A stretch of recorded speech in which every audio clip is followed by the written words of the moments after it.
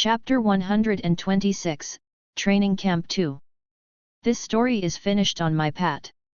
Currently, there is a vote going on for the FIC that will be released after Kaiba ends, which should also be pretty soon. There are other FICs there as well, so check it out if you are interested. patrayon.com/alcoholic_panda. Word count 1380. Next day. Day 2. 5:30 am. Yawn. I look at the students next to me. They were sleepy, lethargic and thud. Kirishima fell on the ground. Still sleeping. I'm guessing he pushed himself too far yesterday in the beast forest. Good for him. On a side note, Laser Boy called the League of Villains. So they should be coming soon. I'm thinking about crippling them for life. They did attack a camp full of children. And as a young hero in training, I did what I had to do to protect my fellow students. It's going to be a blast. Good morning everyone. Aizawa came out of the building. The fuck? He looks more energetic. Did he finally have some quality sleep time?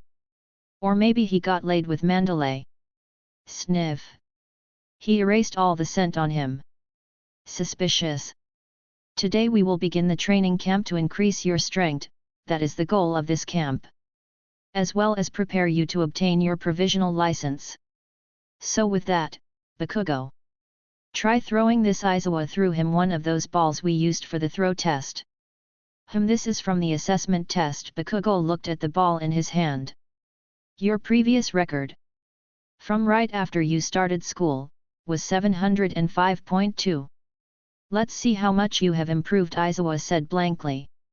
Oh, we are checking our progress. Mina was getting excited, even though she was just about to fall asleep a moment ago. A lot has happened during these 3 months. Maybe he can throw a kilometer now. So exciting. Everybody started to wake up and focus on Bakugo. Well played, Aizawa. He sure knows how to motivate them. Well. Bakugo started to wind up his arm. Go to hell. Boom. The ball flew quite far. Bakugo had a smug look on his face. Idiot. Aizawa looked at his phone. 717.4 meters. Not bad. Everybody was a bit shocked at the score, most of them were expecting more. Bakugo actually beat his record from the original, 709.6 OG score. Well, guess beating him to the ground was useful. Hey? It's less than I thought. Kaminari spoke out loud, a thought that everybody shared with him. Aizawa turned serious. It's been 3 months since the start of school. Through various experiences, you all have definitely improved. But that improvement was mainly in your stamina and thought process alongside with technical skills. As you can see, your quirks themselves haven't improved much. Everybody took a not-so-silent breath. Speak for yourself, bub. I have gone above and beyond. That's why we will work on improving your quirks today. Aizawa grinned. It will be so hard that you will feel like dying. Do your best to make it through. Not bad. The speech could use a little work, and a bit less drama. But still 5/10. Aim score. Good idea. But I am going to be doing my own training. I already have an idea of what to work on. Aizawa gives me a blank look. Questioning my intelligence. I thought that already was the plan. It's not like any teacher can tell you how to use your power better when you are already stronger than them. Cheeky bastard. Aizawa got himself a sense of humor. What the hell? Was Class B's thoughts as they saw Class A. Chaos. That's what's happening at the camp. Boom. Bakugo was plunging his hands in boiling water, then pointing them upwards to make explosions. The goal of this is to expand his sweat glands and increase the force of his explosions. Zero was producing as much tape as he could. To increase its capacity, speed, and strength. Todoroki was freezing and melting the water while he sat inside a barrel. Trying to manage the perfect temperature, and gain more control over his quirk. Ida was doing long-distance running. Tack, tack, tack, tack. Kirishima and Ojiro were sparring. One to increase his base strength and the other to increase his tail strength. Kaminari was running his powers through a large battery, training to increase his electric capacity. Koda the animal voice was yelling at the top of his lungs. Tokoyami was in a dark cave, screaming as he was fighting for control. If we join we will be 40 students, can you track us all? Itsuka Kendo asked in a doubtful voice. Aizawa walked through the chaos and avoided the students. You are correct. But that's why they are here, they specialize in this sort of thing. Correct. Lock on Winope. I'm muting their voices. I don't need to hear the stupid intro. But the one I have been waiting for is here. Ragdoll started. My quirk is search. I can know the info about up to 100 people just by looking at them. I know their weakness and location too. Ouch. She quickly went to her thigh, as saw a bug fly away. Stupid bug, she grumbled. Pixie Bob introduced her quirk Earth Flow. Mandalay was glowing slightly. Eraser, you dog. Good job. Tiger the big buff man introduced himself. He basically has Kami as a quirk. He probably got better at using him. But he is a lot more replaceable. Ragdoll starts to scan us. You the tall muscular one with the bored look. Why can't I use my quirk on you? She points at me. Like I'm stupid enough to come here without hiding my abilities. I recently got a quirk for that. Jamming. It creates a film or membrane over my skin. Its job is to block quirks like these. Rago DLLs and eraser heads. All quirks that rely on sight. I shrug my shoulders. No idea, maybe because I have no weaknesses. They gave me a look. I know you are lying. And I don't care. They can't prove shit. Lots of animals mimic or imitate things to hide from predators. I can just bullshit about mixing some animals and making myself immune to attacks like these. Well, I'm going in the forest to train. Good luck. I wave my hand and use Soru to disappear and reappear in the middle of the forest. Now let's see. I sit down on the ground, with my back against a tree. First of all I need to connect to it. So a few small branches exit my back and fuse with the tree. I can manipulate plant DNA as well. I start to mess around with its DNA, the energy from photosynthesis is now going to me. But that isn't enough. I use the roots from this tree to connect to another tree. Then another and keep doing that hundreds of times. Slowly I was starting to gather all the energy this forest was producing. And it was a lot more energy than what I could get from just eating. Yet. This will speed up the process on my quirk creation. I should have done this a long time ago. Starting today you will be making your own food, Ragdoll says happily as she points to the supplies they have given to the students. You will be making curry. Pixie Bob yelled out. What kind of idiot eats curry in the summer? Yeah, no. Kodo announces food made by untrained students. Sounds like a bad idea. Are there any wild animals in the forest? Pixie Bob tilted her head. There should be some wild game, but why would you? She had a look of realization on her face. But you see a whoosh. Kodo disappears from their sight. Oi! Is he serious? Kirishima asked Momo, who simply nodded. Sensei has also trained me to hunt for my own food. So if you will excuse me, I have had a hard training session and I'm afraid curry won't be much helpful in satisfying my hunger. Whoosh! Momo disappears as well. Did our two class reps really just ditch us? Mina slumped. Everyone! Don't be discouraged. Let us prove we can make delicious food.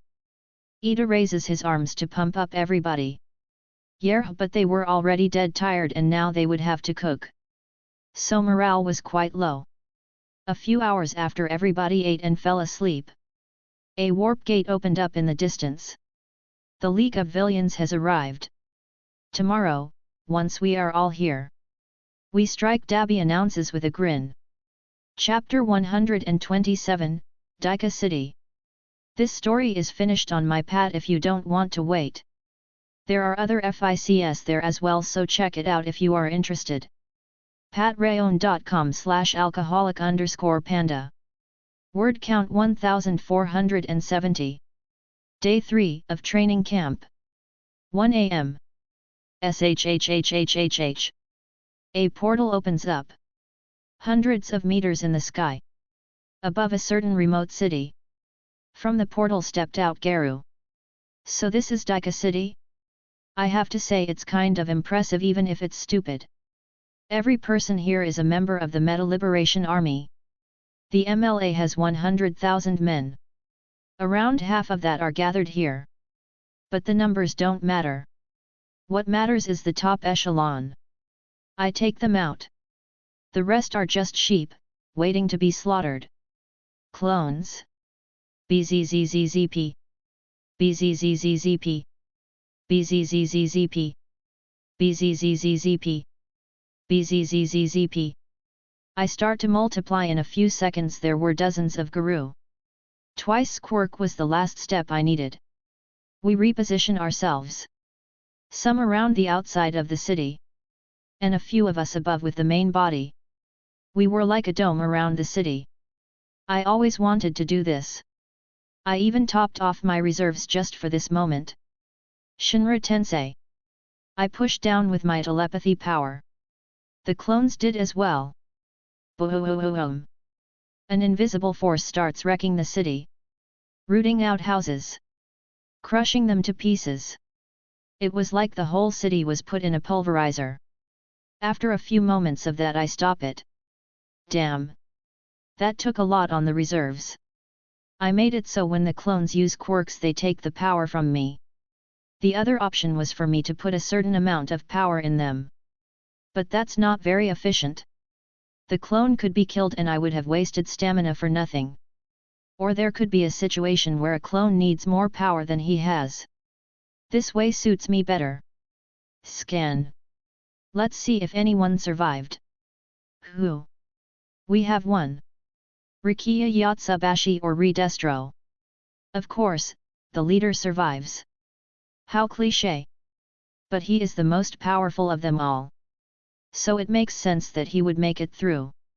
I wonder how pissed he will be once he sees his city. Let's go greet the man. Third POV. Thud. Stones were pushed out. Rikiya emerged from a collapsed building. He was using his quirk to the max.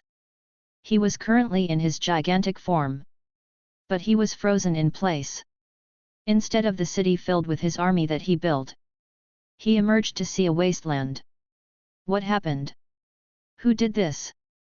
He shouted at the top of his lungs. Who? You survived. Redestro heard a voice below him. When he found the source his mind blanked out for a second. The infamous mass murderer. Hero Hunter Garu. Redestro was currently much larger than him. If he grabbed Garu, his palm would completely envelop and crush him. But even he knew that would be difficult to do. Hero Hunter. Why did you do this? What have we done to deserve this? Redestro screamed out. Huh? No reason really. I was just bored and was passing by. I was surprised to find out that this was a base for the Meta Liberation Army. So I decided to see how strong this army is. Obviously, I overestimated you guys. After all, only you survived. Not much of an army if it was destroyed by a single attack. Garu shrugged his shoulder in a what can you do attitude. This enraged Redestro. Stress 110% die. He created an orb with blackish purple power and threw it at Garu. I don't think so. Garu pointed his finger at the orb and a red laser erupted. The laser was extremely fast and powerful, pierced the orb and made it explode near Redestro, who was sent flying from the force of both attacks exploding. Rikiya. Is that the best you have got? Garu shook his head in disappointment. Don't screw with me. Rikiya dished at Garu, his giant form threw a punch. His fist was bigger than Garu. Ha ha ha ha, giant quirks have such an obvious weakness. I just need to use your size against you. Garu saw the giant right fist coming at him and he smiled. Water fist. Redirection. Bam. Garu slammed his hands on the fist and he changed its direction, messing up Redestro's balance. He then punched at Redestro's face. Super strength and telekinesis. Boom! The giant was sent back flying. But Rikia landed with a backflip. The right side of his face was messed up. You bastard! He did a chop at Garu who calmly raised his hand. Redirection. Crack K. Crash. Garu caught the hand chop without any problems. And redistributed the force to the ground, making a spider web pattern appear for dozens of meters around him, but he was unscathed by the attack. You are going to need to try a lot harder than that. Garu let go of his arm as he jumped to deliver a fierce kick to Rikia's stomach, sending him tumbling back as the air was knocked out of his lungs. No. Not like this. BAS. Activate. Redestro yelled out. From the ground a couple of metal containers shot out and flew to Rikia. The container disassembled and started to equip themselves to him. Garu just scoffed. Keh, Iron Man ripoff. As soon as the steel suit bound itself to Rikia, the pilas inside the suit came down, impaling his body. The wrapping became tighter as well, strangling him. Burden amplifying steel. Stress 150%. Garu just smiled. Here it is. The metal suit injures him, adding more stress on his body. Too bad for him, that won't help him at all. Rikia created two giant purple orbs of destruction. Go to hell Garu! He aimed the orbs at him but Garu vanished in thin air. Tap! Rikia felt something light on his back. Garu was standing right below his neck. I just got this quirk. But I think it's the perfect one to end you with. There is a certain irony to it. You being destined to lose to this quirk, twice. Goodbye. Redestro. Garu put all 5 fingers on the back of the robot suit's neck. CRRRRRRRR, CRRRRRRR. And slowly pushed down as the suit decayed. And when he touched the real neck, NOOO! Rikia screamed out in pain. Thud. It was over. MCPOV. Man, I got to give myself props for this. Ended him with Shigaraki's quirk. It was so freaking satisfying. And with this, one major pain in the ass for the future has been neutralized. I don't need any revolutions. My calm, peaceful, luxurious life would be ruined. Now to get data from the hardware that survived. They should have some interesting things. 15 minutes later. Hello. I found the link. The League of Villains. The Meta Liberation Army and the Black Organization were working together. That and a couple of other groups. This info will come in handy for the new #1 hero. Kodo Shinichi. Taking out a couple of criminal syndicate will be a good boost in rep. I will milk that position for what it's worth for a few years before retiring in a private island. Now to take care of this mess. I take a look at the ruined city before I use a gigantification quirk. I don't like these for fighting. But I found another use for them. Combined with a variation of the warp quirk. I call this Beelzebub. It sends everything directly in my stomach. I can resolve any material and turn it into energy. I plan to eat the whole Dika city. Everything will be consumed. And all the quirks here will be mine. Day 3. 10 AM. Another day of gathering energy in the forest. The students were giving it their all. Kinda stupid not to have scouts around if you ask me. The League is already here. I felt them arrive yesterday at night. I'm interested to see who is coming. Twice is dead. They will need a lot more men if they want to handle me. Especially after how I showed off at the sports festival. The Stain and Yakuza fiasco as well. BZZZZZ. Eri is calling. I quickly answer the video call. Hi. Eri excitedly waved her hand. shhhhh. Sigh, the villains are moving closer. Whatever, I'll take care of them later. I need them to kidnap Bakago or Deku or whoever else to start the Kamino fight. Plus Eri is much more important. Hey kiddo. How was your day? I smile at the little girl who beams at me. It was great. Grandma took me for shopping and we got a pink doll and Eri happily started to explain her shopping trip as I watched the little bundle comically explain with her hands how awesome it was. Man, this is so heartwarming. I'm glad I adopted her. Chapter 128, Training Camp 3. This story is finished on my pad if you don't want to wait. There are other FICs there as well, so check it out if you are interested.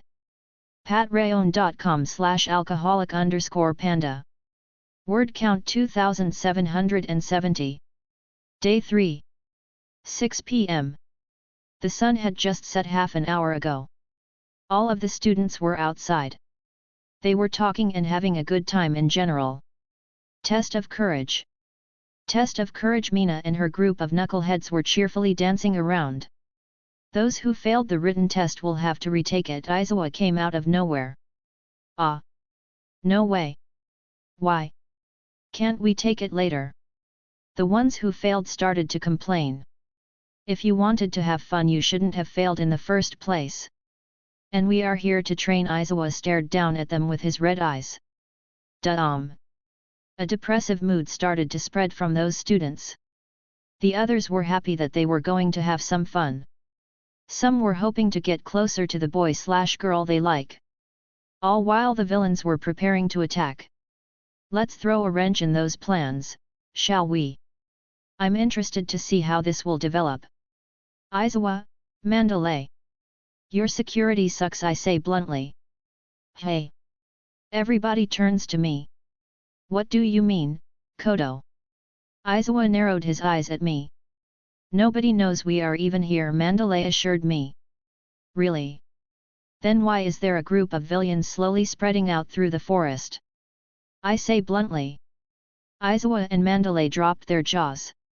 How sure are you? Aizawa stared at me with his red eyes. 100%.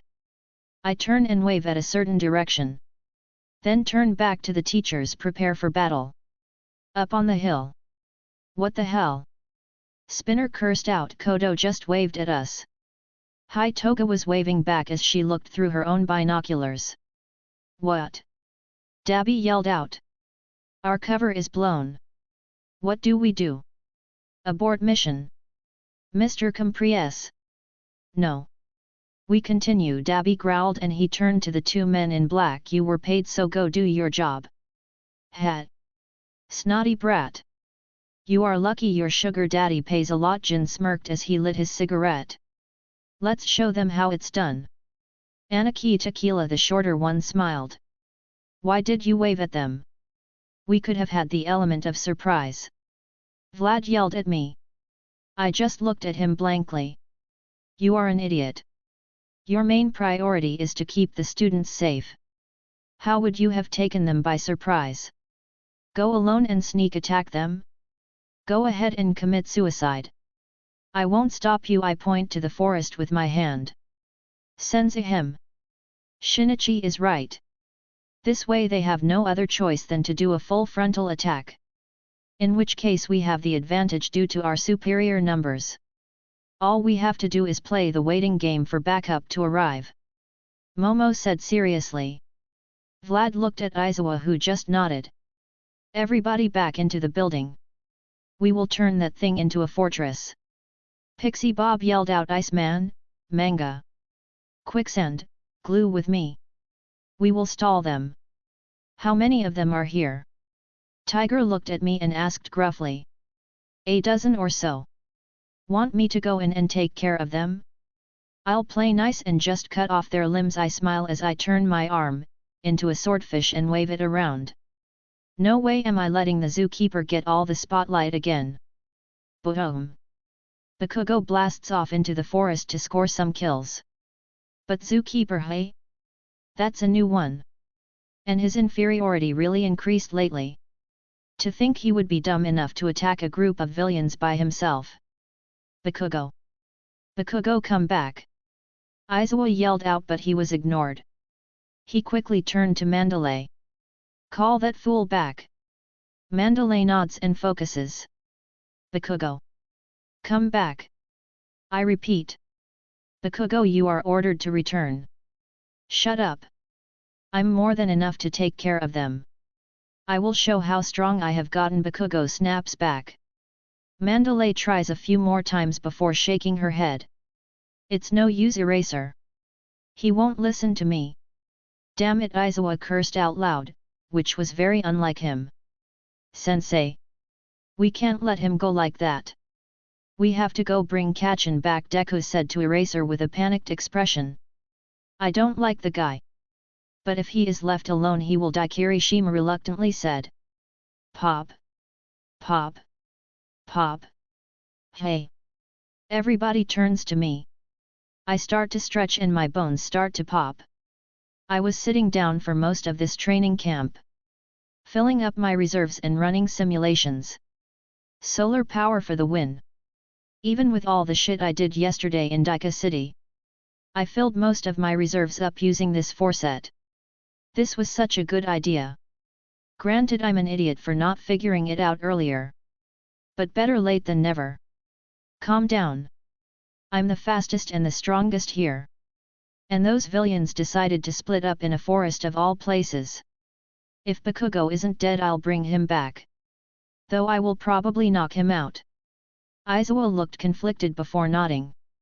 It irks me to send a student in such a dangerous place. But if it's you, then odds are that you have the highest chance of surviving this, even if you are ripped to pieces. You are practically a living cheat. True. I already have pre-programmed orders if that happens.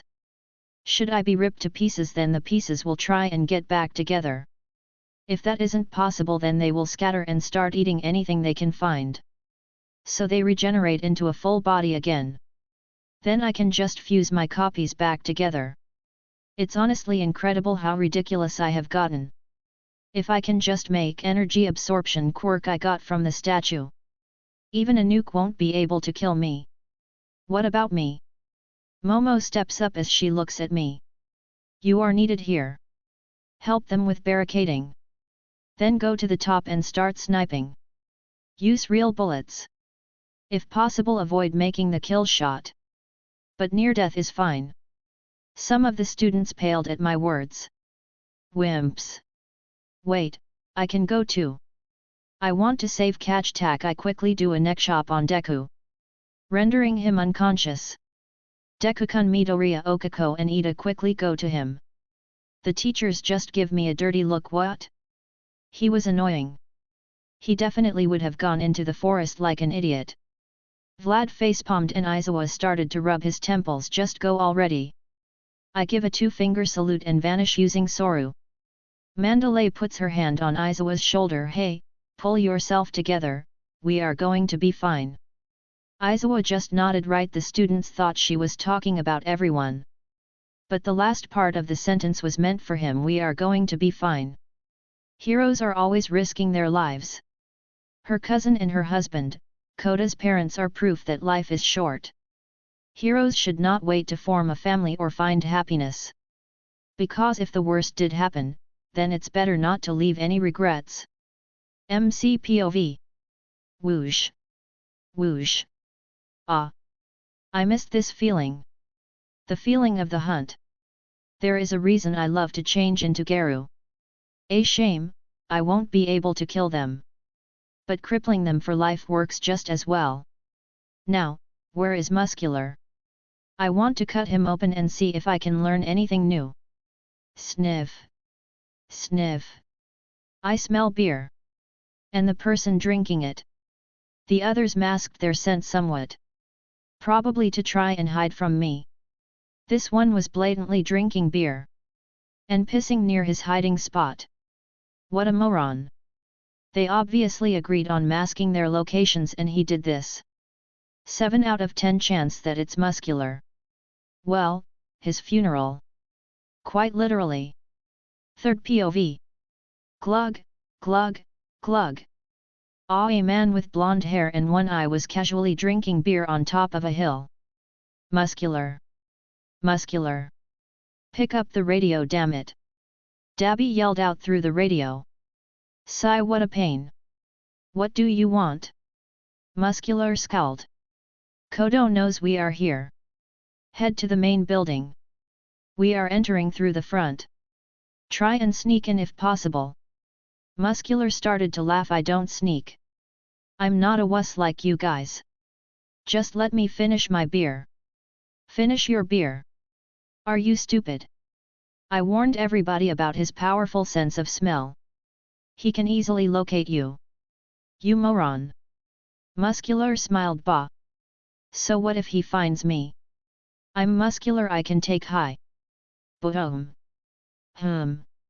I stepped on a very ugly bug. Oh well, not important.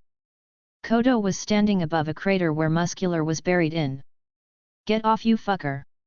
Muscular swings his arms. Kodo calmly jumps off his back before he gets hit. Stay still, you fuck. Muscular waves his arm but doesn't feel the same weight on it anymore. Hey. He looks at his arm only to see a bleeding stump in the middle of his biceps. Kodo had cut his arm off with his sword arm, swordfish. Ah! You fucker. I'll kill you. /X3. His remaining arm and legs were also cut off. Well, Muscular. Let's see what your quirk can do now that you are just a triso. I'm curious on how your muscles grow. Kodo smiled with a malicious smile. No. No. Stay back. Muscular actually started to move backward with his torso by using his head and the remainder of his thighs. Don't be such a crybaby. You are supposed to be some serial killer. It will only hurt a lot.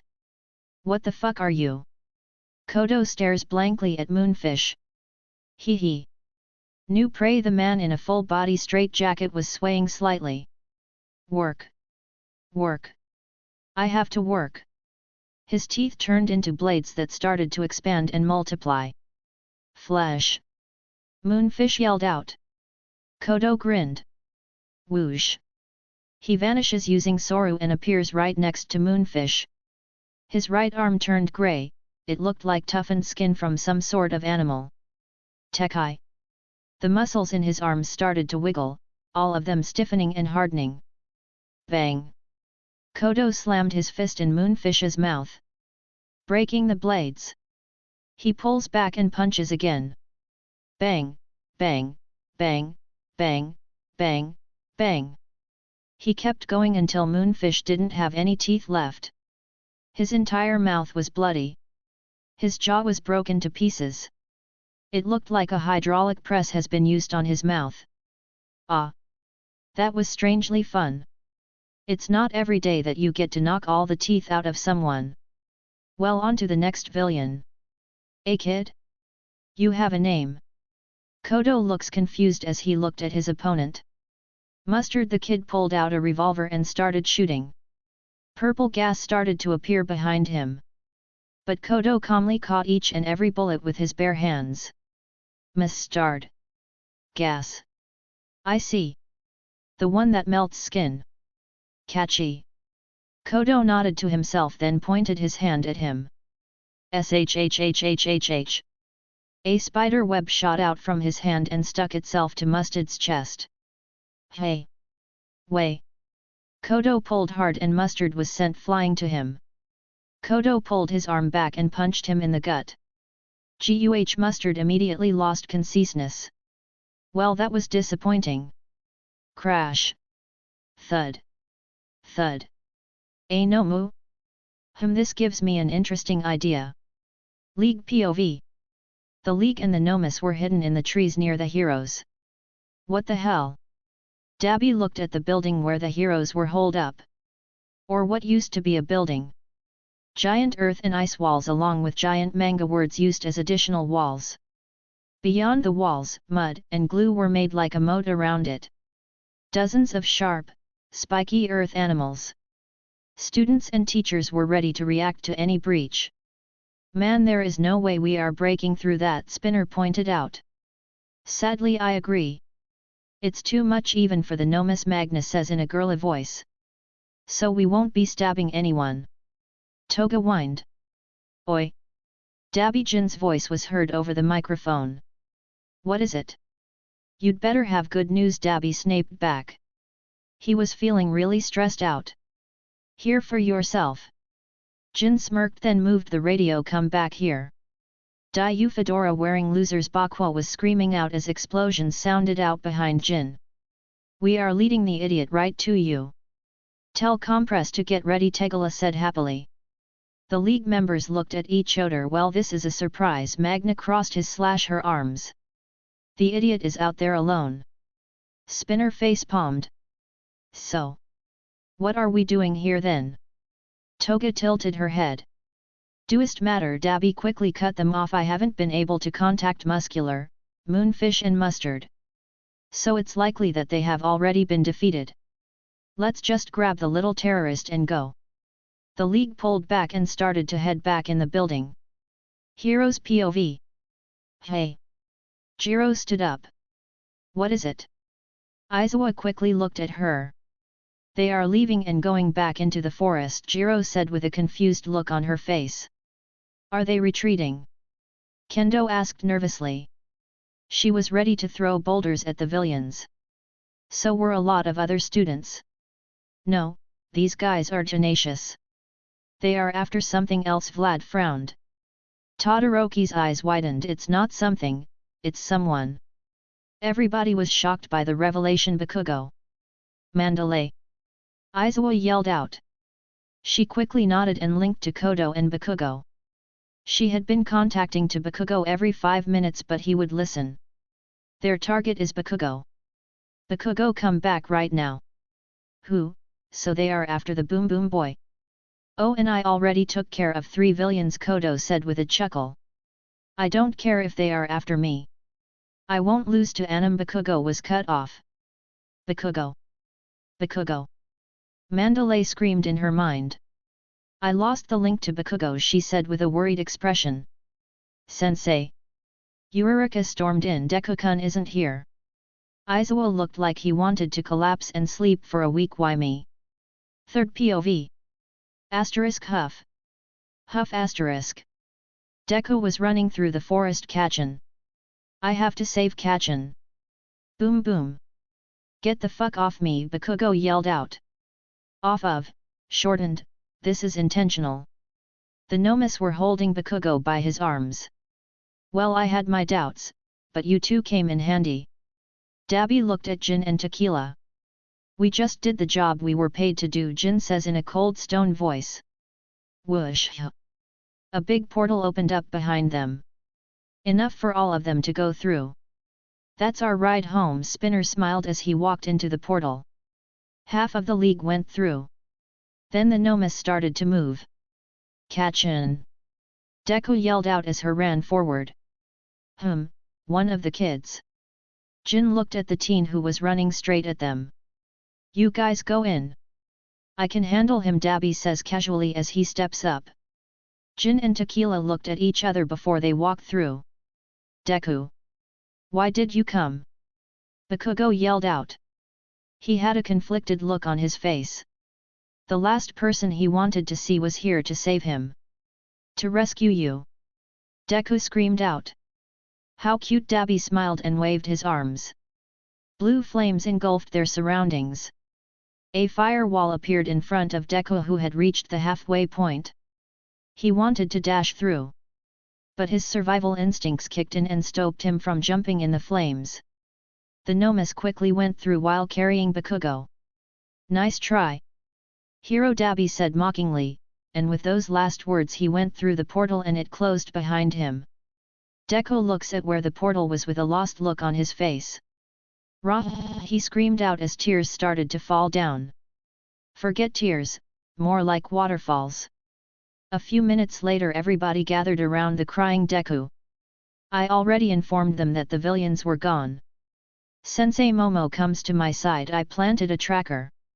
I look at her with a raised eyebrow. How? Momo smiled. Tiny drone, dropped it on the Nomu. I nod at her. Good job. I also marked those fools with some special tracking scent that I made. That thing won't wash off for 3 weeks. I can follow them through Japan. Momo nodded. A/N. Twice is dead for those that forgot. Which includes me, had to rewrite this chapter. Chapter 129, Kamino 1. This story is finished on my pad if you don't want to wait. There are other FICs there as well, so check it out if you are interested. I will be going on my long-awaited vacation. 2 weeks. I will still be posting, but I will be relaxed and most likely drunk. patrayon.com/alcoholic_panda. Word count 1600. Well, about 15 minutes after Bakugo was taken, police, firefighters, and heroes swarmed the place. Since nobody was actually injured except the 3 villains I defeated, and definitely didn't go overboard with them, the police took our statements. And everybody is panicking about Bakugo. Deku was being very annoying and saying we have to rescue him constantly. Naturally, the public was informed of this incident. A firefighter who was bribed or something like that. These types of things are fairly common.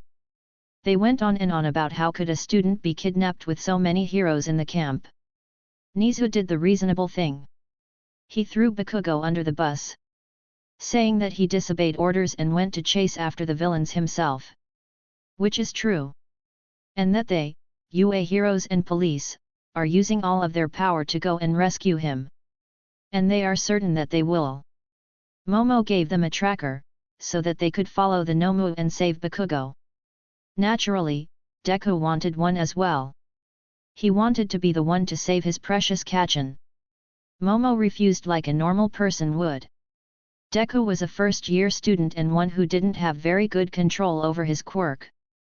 There was no need for him to put himself in danger. And these things should be left to the professionals. Well, the top 30 heroes based on solved cases.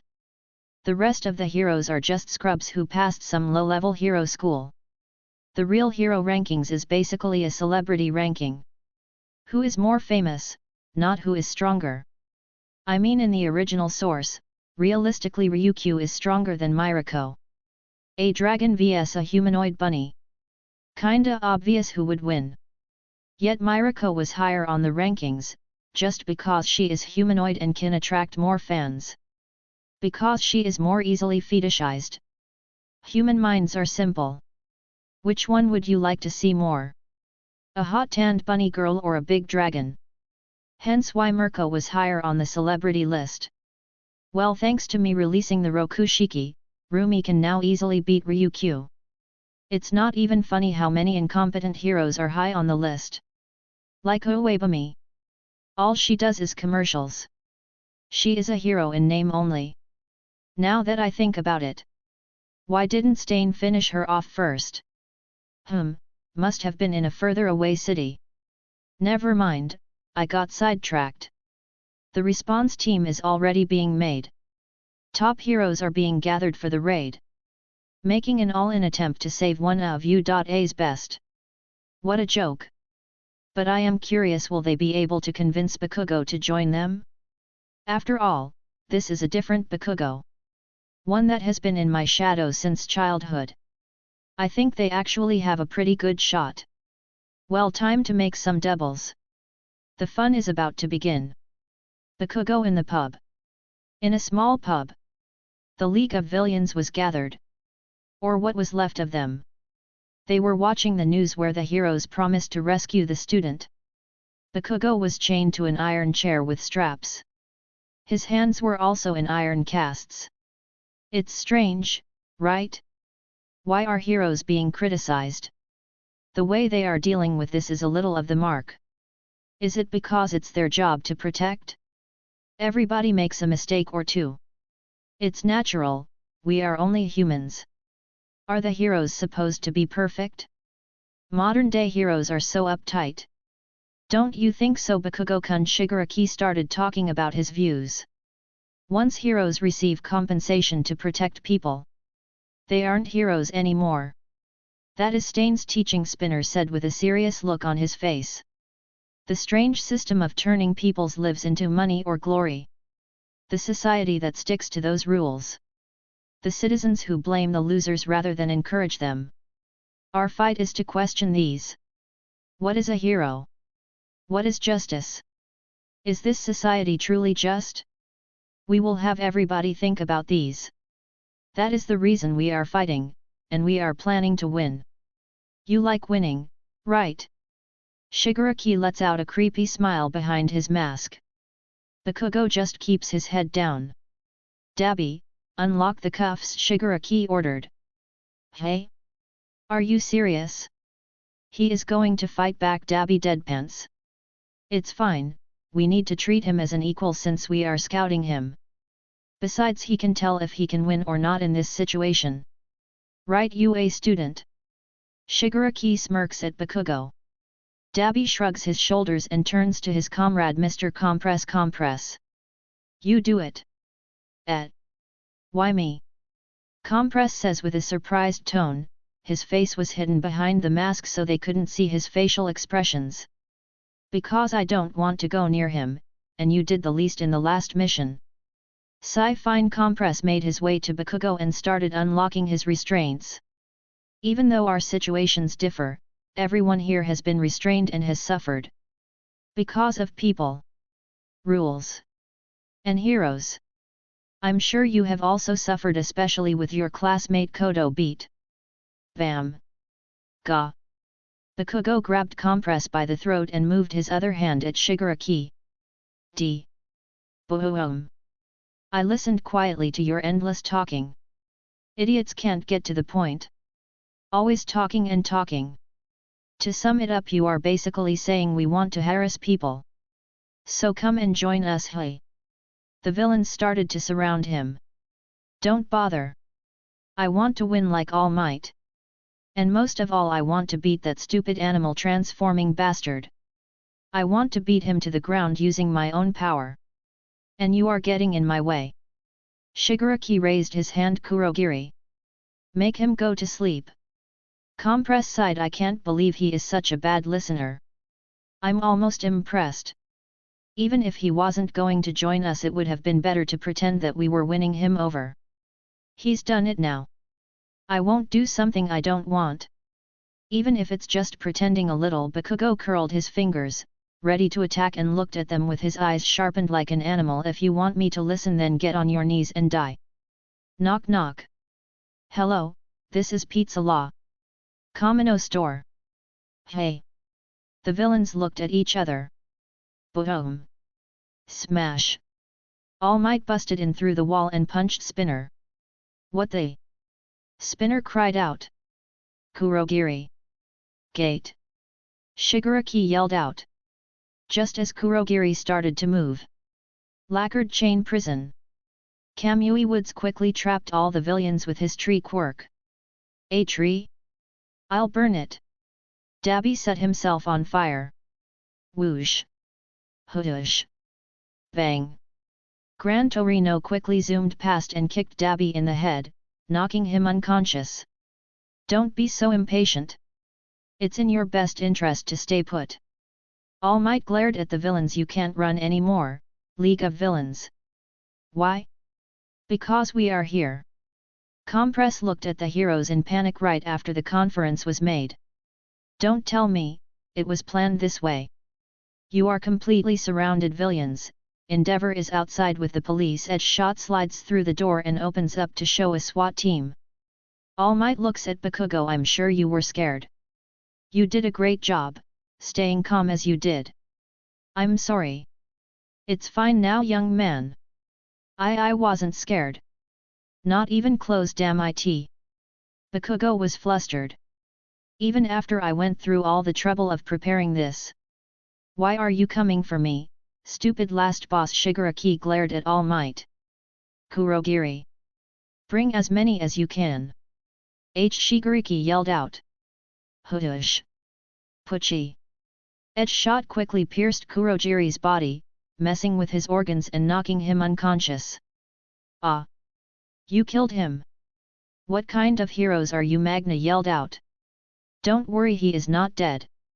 Sorry, but we destroyed your Nomua factory. But it's better to be safe than sorry. We don't know if you have another one. Edge shot calmly spoke out as he pulled himself out of Kurogiri's body. Gran Torino looked at the villains. Didn't I tell you earlier that it would be in your best interests to stay put? Kenji Hikishiki, Magna, Atsuhiro Sako, Compress. Shoki Igoki, Spinner, Himiko Toga. With little information and time, the police worked through the night to find out your true identities.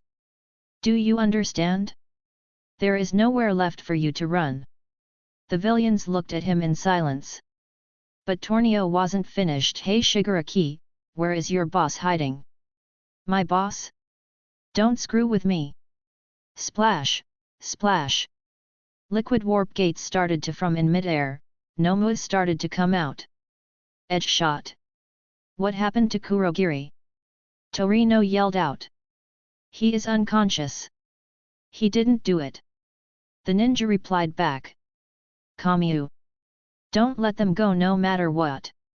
All Might turned to the hero next to him. Yes sir. Glug Bakugo grabbed his throat. Blah. X. Black matter started coming out from the mouths of Bakugo and the villains. All Might rushed to grab him, but in a split second all of them were warped away. Nuhu. Boom.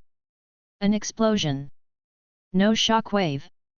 But for it to be of this magnitude, it must be him. All Might growled. I'm going after him and I will save Bakugo Shonen. All Might turned to Gran Torino. Toshinori. Wa whoosh. It. Damn it. I'm not getting any younger, you know. Whoosh. Chapter 130, A Villain, A Hero, and A Hunter done. Finally living up to my name, I haven't stopped drinking all week. I just got home a few minutes ago, gonna eat something and I'm going out again. Prob will end up in a hospital by the end of this. No regrets. XD. Word count 1730. Rating Nomua Factory, Momo's tracker leads here. MT Lady slams her heel into the building, tearing it apart. Well done. But be careful, there might be more enemies hiding nearby. Best Jeanist where'd the heroes? Ragdoll. Ragdoll. Tiger was yelling out. The heroes quickly rushed to him. Tiger was holding an unresponsive ragdoll in his hands. Is that your teammate? She looks unharmed. I'm glad. Gang Orca quickly looked for any signs of injuries and found none. Yes. But her condition. Ragdoll, what did they do to you? Tiger says with a grave voice. Asterisk tap. Tap. Tap asterisk sorry Tiger. She had a really nice quirk. A deep dark voice was slowly approaching the heroes. Light. Someone shine a light on the tunnel. The heroes started to yell out. Tap. Tap. Tap. After my body turned out like this, I lost quite a few good quirks. So when such a good one showed up, I couldn't help myself. A man in a black suit with some sort of helmet came out of the shadows. All for one. Best Jeanist waved his hands. Asterisk KRRRRRRR. KRRRRRR. KRRRRRRR asterisk. The fabric from his arms untangled and headed towards All for One. When the fabric connected to his suit, Best Jeanist used his quirk to make some parts of the suit untangle and start to strangle All for One. Hey wait, Best Jeanist. What if it's a civilian? MT Lady exclaimed. Think about the situation, rookie. A single moment of hesitation could decide the fight. Best Jeanist never took his eyes off All for One. Bzzzzzzzzzzzzz. All for One's muscles started expanding, and red lightning gathered on his arms. He quickly broke from his bindings. Best Jeanist's eyes widened. Boom. Asterisk clap. Clap. Clap asterisk. All for One clapped as he watched the heroes who were laying on the ground. As expected of the number 4 hero. Best Jeanist. I intended to blow everybody away. But you saved them all. Excellent skill and nerves of steel. Best Jeanist was pale as he was looking at All for One with fear in his eyes. This man, he is the hidden leader. What insane power! I can't think of a way to beat him. No, I will probably die right here. So what?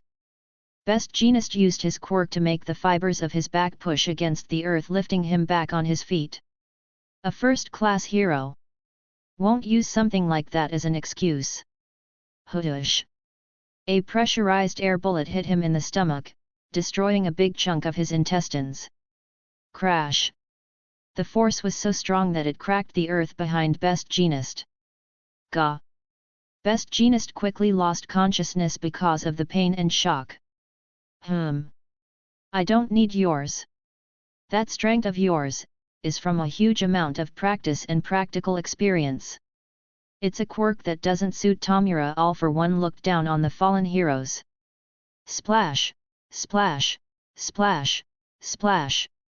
Liquid portals started to appear mid-air. Bakugo and the League of Villains came out through them. Sorry, Bakugo-kun. All for One apologizes to Bakugo, but there was a bit of amusement in his mechanical voice. Blah! Disgusting! The villains were trying to get rid of the bad taste in their mouths. So you failed again, Tamura. Shigaraki kept his head down, like an ashamed student.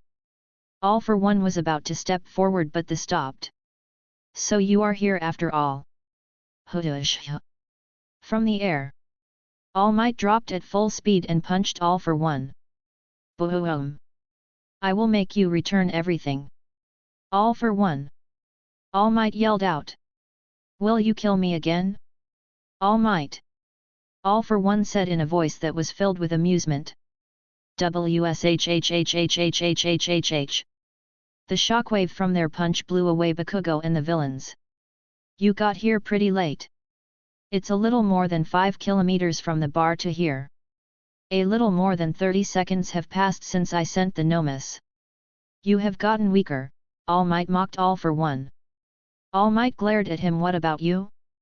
What's with the industrial mask? Aren't you overexerting yourself?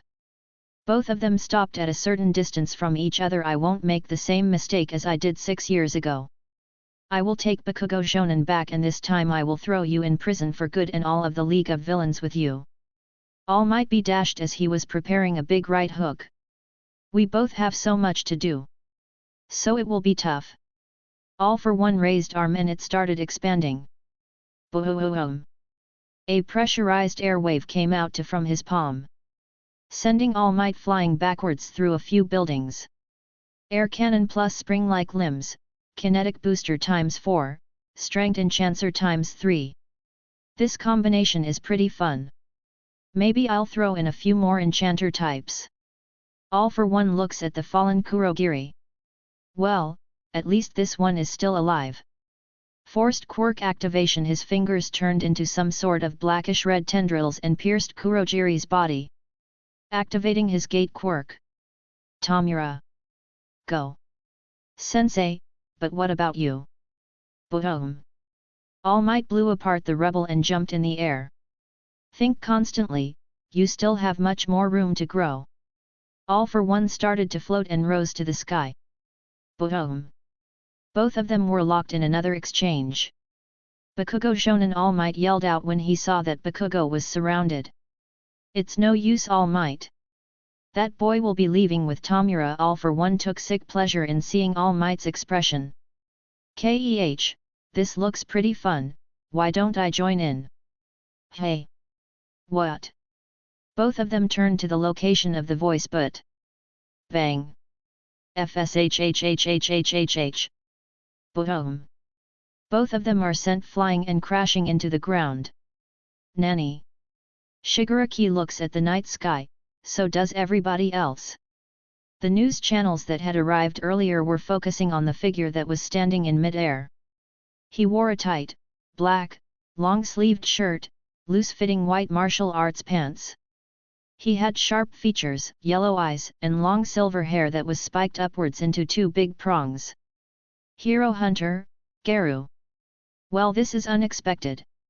What are you doing here? Hero Hunter. All for One casually gets out of the hole and dusts off his suit. I heard that there was a fight between titans, so I came here to see if I could join in. But looks like I heard wrong, it's just a fight between some crippled old fossils. Garu grinned as he looked down at them. Shut up, you freak! You can't talk to sensei like that. Shigaraki starts to mouth off. Air cannon. All for one shot at Garu, who simply pointed a finger at him. The finger started to glow red.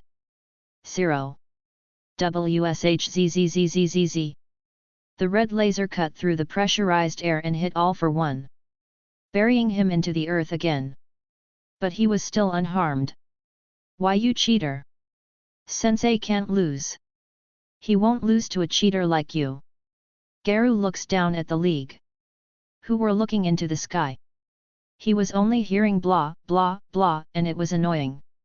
Tap. Faster than anyone could process. Garu calmly landed on the ground with one foot. From high up in the sky, to gently landing on the ground. It took less than a split second. The most confusing thing is that there were no whines. The air wasn't affected by his movement. Shigaraki and the others snapped their necks to the sound. It was located right in the middle of them. But to Garu, they looked like they were in slow motion. You are in the way. Get lost. Gale Force Twister. Everybody shivered at the sound of his cold voice. As the ones with the sharpest instincts, Bakugo and Himiko Toga, quickly dove to the ground. WSHHHH, WSHHH, WSHHH, X100. Just in time for sharp whines to cut a bit of hair off their head. Slash, slash, slash. Splat! The sharp whines slashed apart all of the villains, killing them in place. All of the villains. Shigaraki, Dabi, Spinner, even the fallen Kurogiri. They were all cut into pieces. Toga and Bakugo still had some cuts, but they evaded most of them by ducking and rolling around when they were on the ground. Tamura All for One stood there frozen, looking at Shigaraki's corpse. You killed my friends. Toga looked at her friends' corpses, her face got even paler and more animalistic. You killed my friends. Toga used her sneaking talents to disappear into thin air. She silently appeared behind Garu, her knife aimed at his heart. She stabbed with all her strength. Pucci. Too bad. You have talent as well. You use misdirection and read the opponent's eyes. You duck out at the corner of their vision, making you disappear from their view, Garu said casually. He had his arm buried in Toga's chest. Cough. Toga spat out a mouthful of blood, her vision was getting blurry. With the last of her strength, she stabbed Garu in the chest. Thing. A metallic noise echoed across the silent ruins. Tears started to fall from Toga's eyes. Before her entire body slumped. She died with regret in her eyes. She wasn't able to take revenge. Asterisk huff. Huff. Huff asterisk. Bakugo was on the ground and he was hyperventilating. He had never seen so many people get killed in front of him. Especially in such a bloody way. Garu looked at him in the eyes and Bakugo froze. On instinct, he tried to stand up into a fighting position, but his legs gave out and he fell back on the ground. Get lost, kid. You are in the way. You are not even worth the effort of killing you, Garu scoffed as turned his back on him. He started to walk towards All for One. You pest. You ruined all my plans. Die. His entire arm expanded. He was gathering lighting and pressurized air. Then the muscles on his arms started to wiggle as they compressed. Asterisk bam. Asterisk. A fist slammed into All for One's head. Don't look away from me. All Might yelled out. Garu appeared next to him. I could say the same to you. Bang. With a high kick to the face. Garu sent All Might flying into another building. And so the three-way rumble began. Chapter 131, Clash of Titans. We only have a bit more till the end. Word count 1600. Bang, bang. Both All for One and All Might came out of the rubble they were buried in, when they came out both of them saw Garu smirking at them. They looked at each other and then scowled. Tap. Tap. Tap. Garu, All for One and All Might were positioned in a triangle formation. Each of them was looking at the other two. Whoosh! The wind was softly blowing away the dust. The people who were looking this on TV in the comfort of their own homes were frozen in place. Krrrrrrrr. Krrrrrrr. All for One quickly raised his arms as they expanded.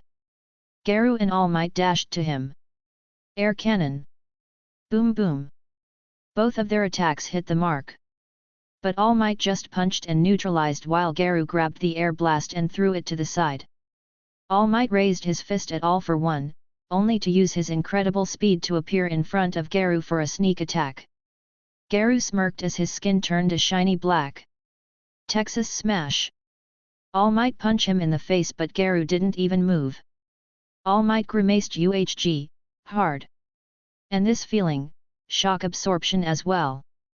That the best you got, old man, Garu smirks as he raised his hand. All Might threw another punch at him by reflex. But Garu calmly caught All Might's fist, and then his wrist. Garu twisted, neutralizing the force of the punch and throwing All Might right where All for One appeared to hit Garu in the back. Hey this works as well.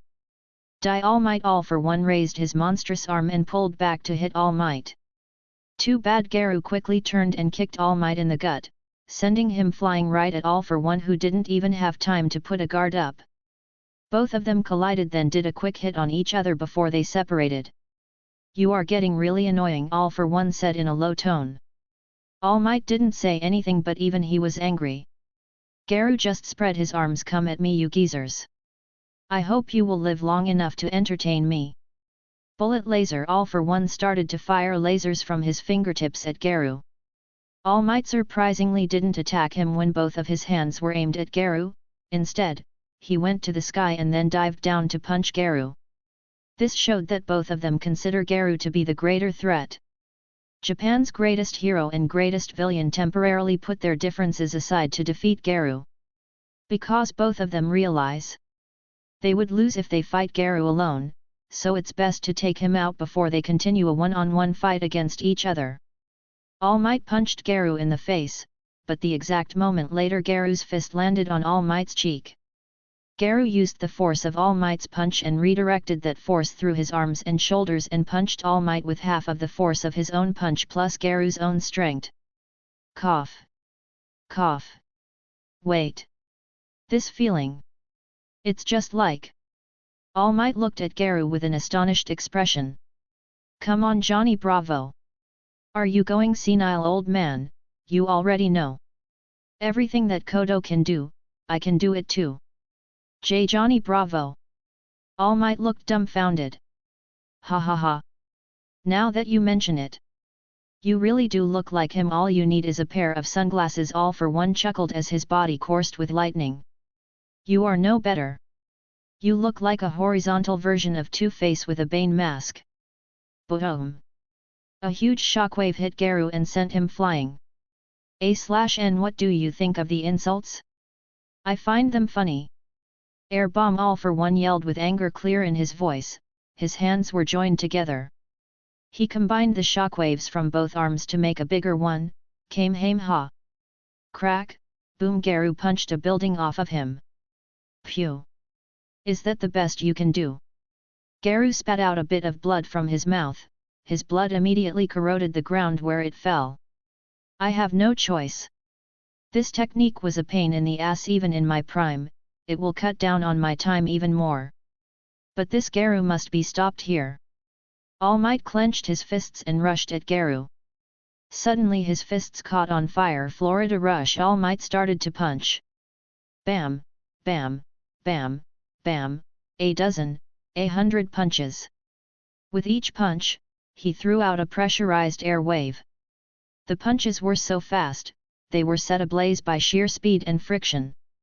The force of the strikes pushed Garu back. HOH. Garu just smiled, even though he was in a somewhat dangerous situation. A/N Might guys, Asakujaku / Morning Peacock. All Might should be capable of this.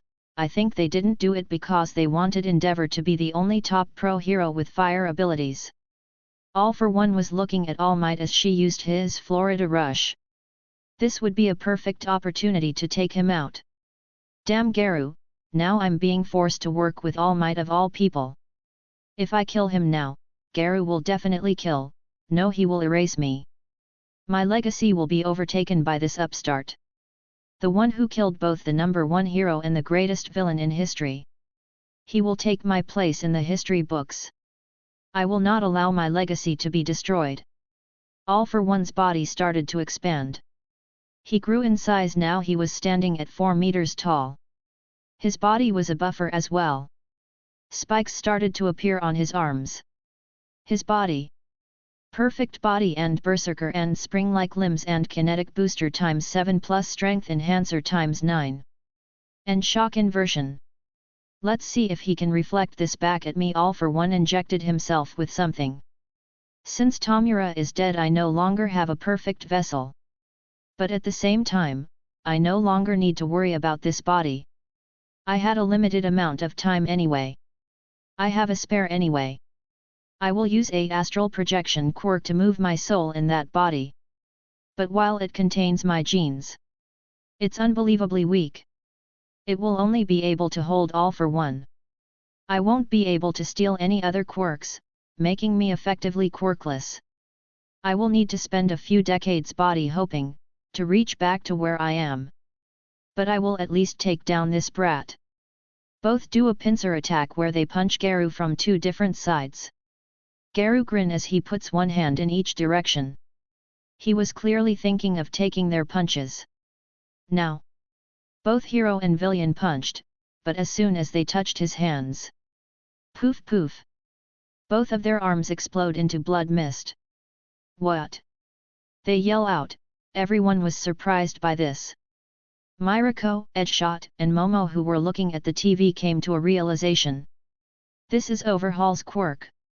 All Might quickly gripped his empty shoulder, trying to stop the blood. While All for One cauterized the wound with a grim look on his face. This should be the quirk of the young Yakuza leader Kai Chisaki. He was on the list for potential quirks to take in the future. So Garu got to him first. Well, at least it's confirmed that he can steal quirks as well. Why didn't you use this quirk before? You had plenty of opportunities. All Might yelled at Garu, who just smirked at him. Well, I wanted to see the looks on your faces. Especially after this. Your time is up, old man. And just like clockwork. Poof. A bunch of steam was released and All Might's form was revealed. The entire world was shocked at this scene. I see. All for One's mechanical voice echoed. So that is your goal. The reason for this farce. You waited until All Might was on little time and you ripped his arm off, cutting down on his time even more, showing his true form.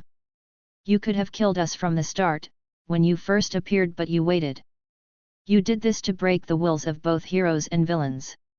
To demonstrate that you are the strongest. Bingo, Garu said in a sing-song voice. You are kinda smart. Say, why don't you become my minion? I need someone to do some grunt work. All for One raised his remaining arm. It's time, my soul is ready for transfer.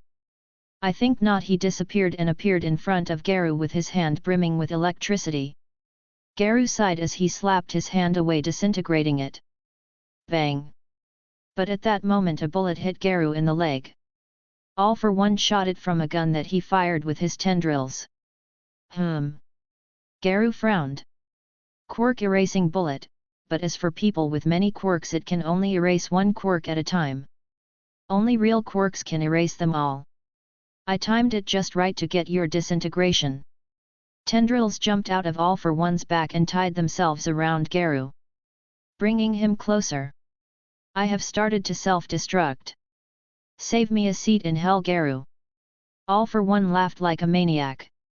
All Might's eyes widened as he saw what All for One was intending to do. Civilians were still here. No, don't. Skinny Might rushed in front of the civilians. Die. A/N. That's my take on this. For people like All for One. Like I get that Eraser's quirk can well erase his quirks. But an airy bullet against AFO? I don't think so. I made it so it erases the most recent used quirk. Or the quirk that was being used at that moment. Tell me what you think. Chapter 132, End of an Era. Boom. A massive explosion ruptured. It seemed like it was going to continue on and destroy a good chunk of the city. All Might stood in front of the civilians. He was using everything that was left of his power in his arm. He had done an uppercut, making a wind wall to protect himself and the people behind him. But the explosion froze in mid-air. Before anyone could realize what was happening. Interesting. But it's not enough, they heard Garu speaking in an amused voice. The explosion started to recede and come back to the source. It looked like time was rewinding, but it obviously wasn't. The damage caused by the explosion was real, but all the force and heat was being pulled back. And Garu was eating it. The orange-red fiery explosion was being sucked into Garu's mouth. Garu was holding All for One by the head. He was missing everything below his heart. You could see his heart beating somewhat. His lungs and heart were clearly visible. Monday. Stir All for One barely manages to say those words. Thanks for the compliment. But don't think you are getting off this easily. Trying to escape into another body was smart. All for One's brows raised in surprise. But did you know that a soul is energy itself? Garu smiled maliciously before white mist started to leave All for One and got absorbed into Garu's arm. No. I will not lose. Not like this. I am the demonkin. Splat. Garu crushed his head and absorbed the rest of his soul. Met. Garu casually shrugged and then turned to All Might, who was looking very banged up. Yo Johnny Bravo. Looks like you are the only one left. Garu casually started walking towards him. All Might weakly stepped up. You may take my life. If you wish. But spare the innocents, he said in a low breathless voice. His bright blue eyes were staring at Garu's with unwavering emotions. He was ready to die. To save the people behind him. A hero to the end. Well, since it's your last request, I guess I can agree to that. Garu's words made everyone stop breathing. He raised his hand and it started to gather into a greenish mist. He was going to kill All Might. The heroes who were the nearest jumped in, trying to get there in time. But Garu suddenly stopped walking and jumped back. Whoosh! A giant green air slash fell down right where Gru was standing. It made a cut that was 100 meters long and 5 meters deep. Keh! So you are finally here. Kodo! Garu yelled at the sky. The next second a figure with wings could be seen beneath the moon. It dove down from the air and gracefully landed on the ground. His black, almost metallic wings flapped as he landed. Kodo Shonin! Skinny Might yelled out. Kodo just calmly looked around, analyzing the situation. You really went wild, didn't you, Garu? The white-haired man just shrugged. I was feeling a bit bored, so I decided to have some fun. But now that you are here, I'm going to have to stop. Kodo raised his sword at Garu. Why? Weren't you the one that wanted to fight to the death? Oh, I still do. But when we fight, I don't want someone interfering. It's been quite a while since I got here. And if you and I start to fight, we will definitely gravely injure each other. The heroes and maybe some villains won't be able to resist jumping in to take me out. As if to prove his point, Garu pointed with his thumb over his shoulder. Right where a couple of heroes were hiding. Waiting for the right opportunity. The death match will be in 1 week. I will take us somewhere where we can go all out. You should probably say your last goodbyes. Garu jumped in the air and a purple mist portal appeared behind him. He entered the portal and disappeared, leaving behind chaos and ruin. Kodo sighed as he watched Garu leave. Kodo Shonin! Skinny Might got near him as quickly as possible. Kodo Shonin, why are you here? This is no place for a student, All Might says in a worried tone. Kodo just looks blankly at the thin man. You are joking, right? If you are going to worry about someone, worry about yourself. You look like you are about to roll over and die. Kodo put his hand over All Might's empty shoulder and spat out a ton of webs, closing the wound. This should last until they get you to the hospital. Your quirk cut off most of the blood flow, but there was still some left. And just to make sure you don't pass out and die, I'm going to give you some adrenaline for that and some endorphins to dull the pain. Kodo put his hand on Skinny Might's chest and injected him with some chemical solutions, hormones. All Might felt the effects right away. His sleepiness was gone and his pain dulled quite a bit. Thank you, Kodo Shonen. Kodo nodded at him. There are rescue heroes already here, so they can handle the situation. I'll be taking my leave. I have a death match to get ready for. Without waiting for any replies, Kodo flew off with his wings. All Might sighed as he watched this. Another one of his students is put in a dangerous situation. Because he was too weak to finish it and protect them from Garu. How pathetic. All Might, a man in a coat, started to run to him. All Might turned to the voice and smiled. Naomasa, you came. Detective Tsukachi grabbed him by the collar. Don't you me. You almost died, you dolt. Yes, actually I think I may be dying right now. Kodo Shonen gave me some adrenaline and endorphins to dull the pain, so I can't really tell. It's quite a surreal experience. Ha ha ha. Skinny Might laughed slightly, making Naomasa pale even more. Stretcher. Get a stretcher over here. Tsukachi yelled out. Naomasa. You need to help the civilians first. You shut up. You will not die on my watch. Sir. Recovery girl is here. A police officer yelled out. Yes. Oh no. Naomasa and All Might had totally different reactions. One out of happiness that his friend will be saved. The other about the yelling and head whacks that he was about to receive. Ua. Nizu was in his office. He was just briefed on All Might's current situation. Understood. I will arrive at the hospital in 30 minutes. Nizu quickly ended the call, and just as he was about to jump off his chair. I would remain seated if I were you. A playful voice froze him in place. Nizu slowly turned to the corner of the room. Garu appeared out of nowhere and was smiling down at the rat. Ah! Hero Hunter! How did you enter UA? Let alone this office? I have measures against warp quirks now, Nizu asked calmly. That's for me to know and for you to never find out, Garu smirked, but that isn't what I am here for. I heard about you and your paranoid character. Now that I have defeated the big bad demon king, AFO, you will target me next as the #1 villain. Garu walked up to Nexu and pointed his finger at him. Before Nizu could react, Garu's finger extended and pierced him in the chest, stopping right before Nizu's heart, which was beating like crazy. Lust FMA. A few more millimeters and I pierce your heart. This is a warning. Interfere with my death match against Kodo and I'll wipe you off the face of the earth. And just to prove his point, Garu raised his other hand and started compressing a small bit of air. And then releasing the compressed air bubble, which caused a loud pop. Now imagine if I compressed an air bubble the size of UA and dropped it right above you. Nizu was shocked and horrified at the thought. The result would be obvious. UA would literally be erased. I suggest you think about this carefully. If you interfere in any way, you and everybody on campus will be dead before the reporters outside the gates even feel the first shockwave. With one final glare, Garu disperses into thin air again, leaving the smartest creature on the planet deep in thought.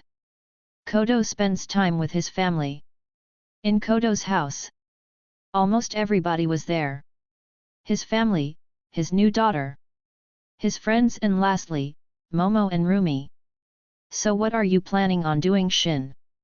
Testuya asks, breaking the tense mood in the room. Nothing, Kodo says simply as he continues to pet Aries' hair.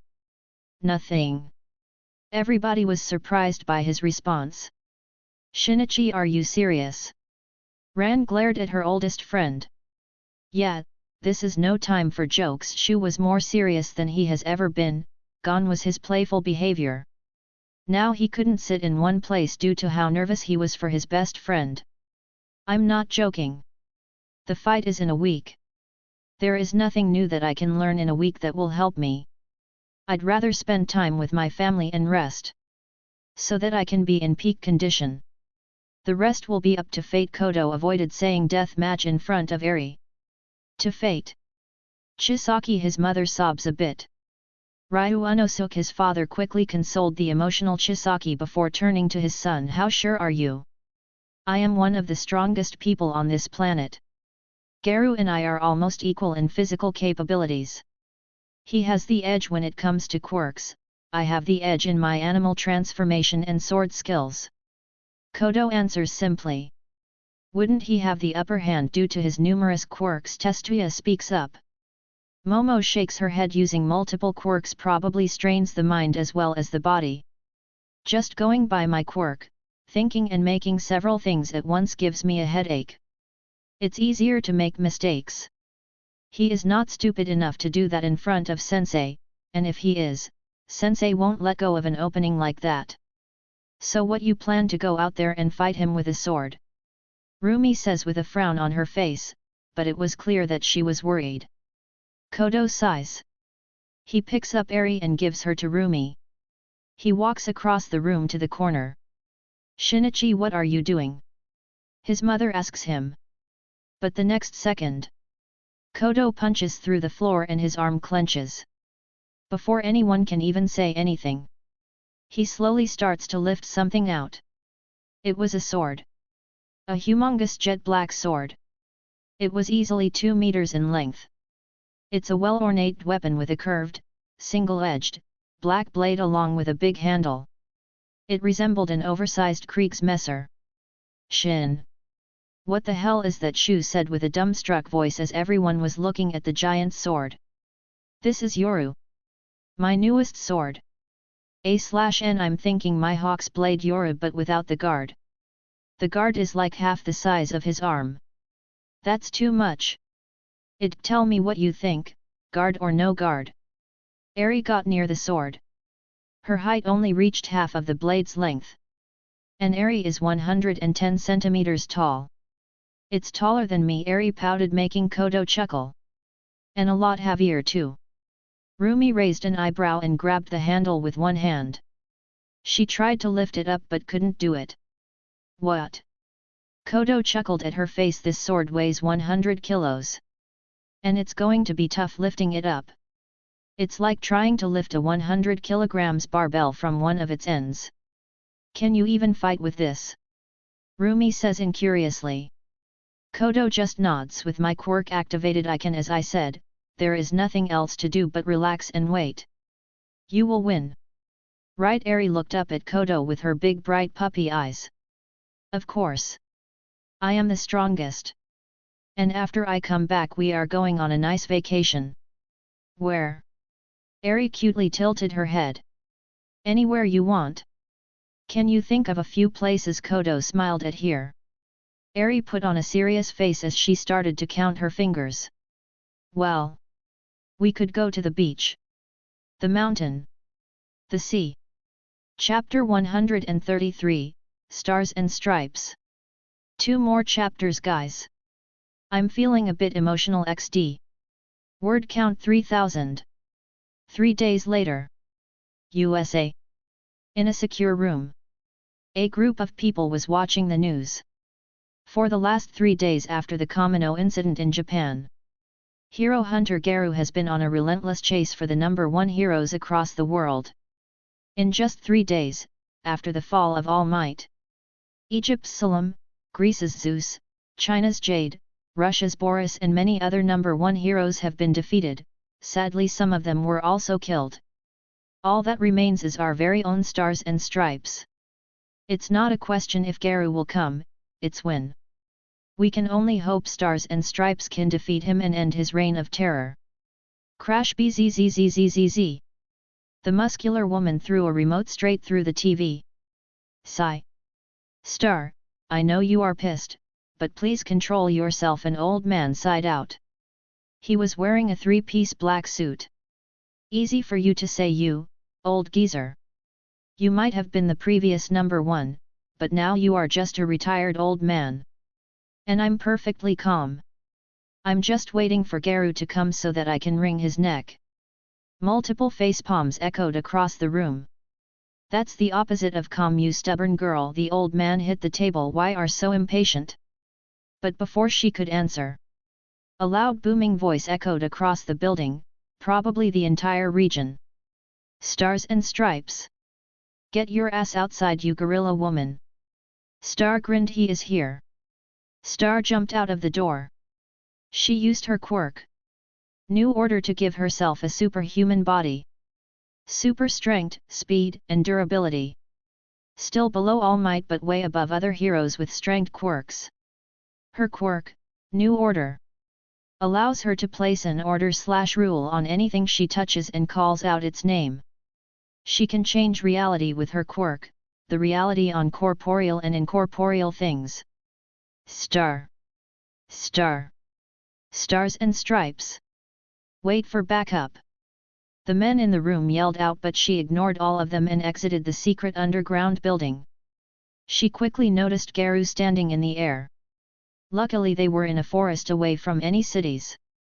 Garu, you have caused chaos for long enough. Surrender now. If you do not surrender you will be brought in by force. Star yelled out. Both of them knew Garu wouldn't be surrendering. But she needed to follow proper procedure.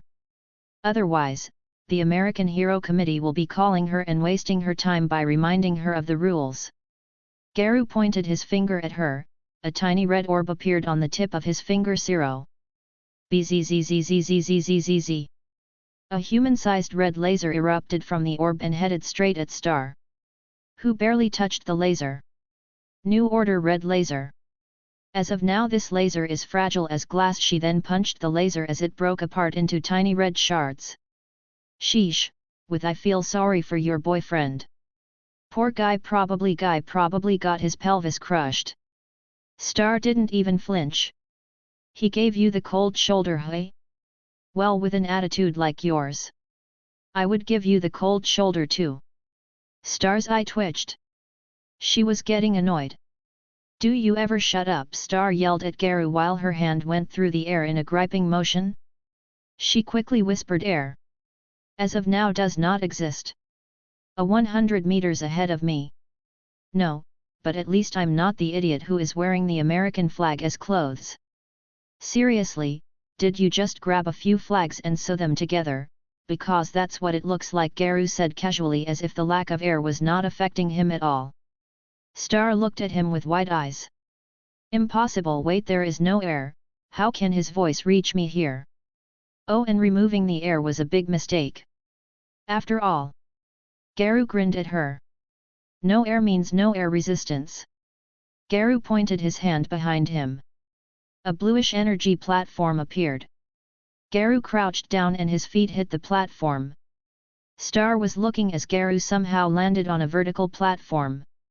He raised his head and looked directly at her. Shit! Star put one of her arms in front of her. She quickly realized what was about to happen. Garu was about to launch himself like a bullet, straight at her. And that's exactly what he did. Bang! Garu punched Star. With his insane strength, Garu destroyed the platform. No air means no air resistance.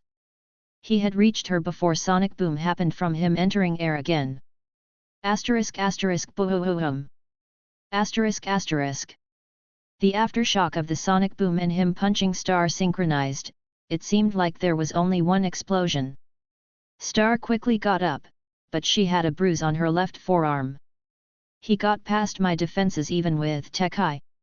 His strength really is unreal. But I barely managed to touch him with my other hand. It was a close call, a single millimeter and I would have missed. It wasn't even a scrape. I touched his fist with the tip of my finger as I was sent flying backward. But now it's all over. New Order. If Garu moves at all, his heart will stop. Star's words echoed across the forest. Garu froze for a second before he burst out laughing. He took a step forward and flinched a little. But right as that happened, lighting appeared on his chest. That was a weird feeling, Garu chuckled. Star clicked her tongue. Of course, it won't be that easy. I'm not dealing with regular villains. I'm fighting a monster. It's a good thing it even worked. I expected him to get out of the loophole of me only knowing his first name. Maybe he is an orphan with just the name Garu?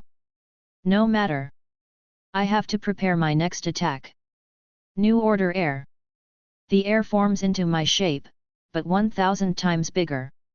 The air behind her compressed. Garu could see a giant figure of stars and stripes, but made out of air. Star punched in front of her. And the giant figure punched at Garu. Fist bump. To the earth. Ha! Naive Garu was ready to use telekinesis alongside his incredible strength to slap away the giant hand. Only for it to disappear. Star was kneeling on the ground touching the earth. Earth. All earth within 100 meters will be under my absolute control. The ground started to shake. Ground gladius. The earth rose up into multiple sharp, gigantic spears with the appearance of blades. All of them pierced Garu's body. Yes. Star fist pumped. Ouch! Garu groaned out. Well, I definitely didn't see that one coming. Garu started to move. Asterisk crack. Crack asterisk. The earth spears started to crack. Garu twisted his body. Crash. The earth broke apart. He quickly used his muscles to literally eject the pieces of earth in his body. His cuts began to heal rapidly. Star's eyebrow twitched. Super regeneration as well. This is going to be a bigger pain than I thought. Garu started to crack his joints all over his body. Ready for round 2? You bet your ass I am. Star rushed at him. The earth all around her rose to the air and big pieces of earth turned into compressed spikes. Star waved her arm, and like a machine gun, the spikes shot at Garu. Her earpiece buzzed, but she didn't stop running. Star. Lasers EDA 2 minutes and missiles in 5. We broke the underground water tanks. We put explosives on the last one. In 5 seconds it will explode. Use your quirk on the water. EDA estimated time of arrival. And just like they promised. After 5 seconds there was a big explosion and water blew out of the earth like a geyser. Star quickly appeared next to the water using Soru. She kept it hidden to catch Garu off guard, but going close combat against him is suicidal. Star cancelled her first order, the one that gave her a superhuman body. Water. I can control this water in all 3 of its forms. All the water stopped spreading everywhere. Star quickly jumped in and formed an ice platform on the water. Then rose to the air. Earth then water? Did you become the Avatar all of a sudden? Garu chuckled as he blasted apart the earth spikes coming his way. Something like that. Star pressed her hands together. And a big blob of water compressed before it exploded at a single point, forming a water jet cutter. She also formed a lot of water snakes and sent them to Garu, hoping for one of them to cover his head and drown him or enter his body and destroy him from within. Garu saw the attacks coming at him naive. He pointed his hands at her and his arms expanded air cannon. Boom! Pressure air bullets left both of his hands, destroying all the earth and water attacks. Did you think I wouldn't notice you turning the water underneath me into steam? Trying to make me breathe it in? I expected more from you, Garu yelled out as he started to launch air bullets and zeros at her. Star cancelled the Earth order and got back her superhuman body. No, but I hoped I would keep you occupied long enough. Star smiled, and right that moment, Garu was bombarded with lasers from 100 fighter jets. Ranks: Pilot, Senior Pilot, and Command Pilot, to Active Duty Pilot. Sorry we are late, Star. The commander apologized. Don't worry, brothers. It hasn't even been 10 minutes. But this guy is really tenacious. I'm going to need your help. Star smiled as she saw her reinforcement. Missiles arrive in 3 minutes. Spam lasers like your life depend on it. Which it does. The commander of all the planes yelled as loud as he could. Yes, sir. X99. Let me in on that action. Star touched one of the lasers. Lasers. The lasers can be held and controlled. She made half of the lasers they fired combine into one yellow spear. Take this. Star grabbed the giant laser spear and stabbed Garu with it. Bzzzzzzzzzzz. The laser spear vaporized a hole in the ground. But they didn't stop there. The fighter jets kept shooting at the spot where Garu was. They easily kept this pace for at least 1 full minute. But fear griped their hearts as soon as they heard Garu's voice. Ah! Noting beats a good suntan. Too bad my regeneration will fix it up right away. The next moment Garu somehow reflected all the lasers hitting the fighter jets. All 100 jets were stuck down. Luckily all the lasers just damaged the jets, all the pilots ejected themselves. It wasn't known if it was dumb luck or if Garu intentionally did so that he could put more pressure on Stars and Stripes. But she quickly rushed at him, risking a close combat fight, trying to keep him occupied for at least 2 more minutes. Long enough for the pilots to land on the ground and run away. The next 2 minutes were a nightmare. Stars and Stripes used all her strength and skill to keep up with Garu, who had fun having a duke out with her. Every chance she got she used her second order to attack him with air, earth, or water, to keep him busy. But the time had finally arrived. Star! The missiles are here! A voice yelled out into her earcom. WHSHHHHHH. Star quickly jumped right into the action. New order air. The air forms into my shape, but 1,000 times bigger. The same giant figure made of air appeared. It grabbed one missile and slammed down at Garu like a hammer. Boom! But she didn't stop at one. Asterisk boom. Boom. Boom. Boom. Asterisk. One by one. She repeatedly slammed a missile at him, forming a giant crater. The air giant grabbed the remaining 7 missiles all together with both hands. D. Star yelled out as she slammed her hands together. The giant followed her movement. Boom! The explosion was so big that it burst apart her air giant. Star quickly made herself fly and flew away from the explosion. Once she landed, she collapsed on her knees. Asterisk huff. Huff. Huff asterisk. She was shaking and taking deep breaths. It's done. Nobody could have survived that. Well done, Star. You have saved the world. It was a close call. I'm just glad it's over. Star's words died in her mouth as she saw the figure that was walking toward her. His clothes were ruined and were barely hanging on from him. But he was completely fine. Actually, he was more than fine. There was a golden mist that was entering his body, making him glow and appear energized. Ah! That's the good stuff.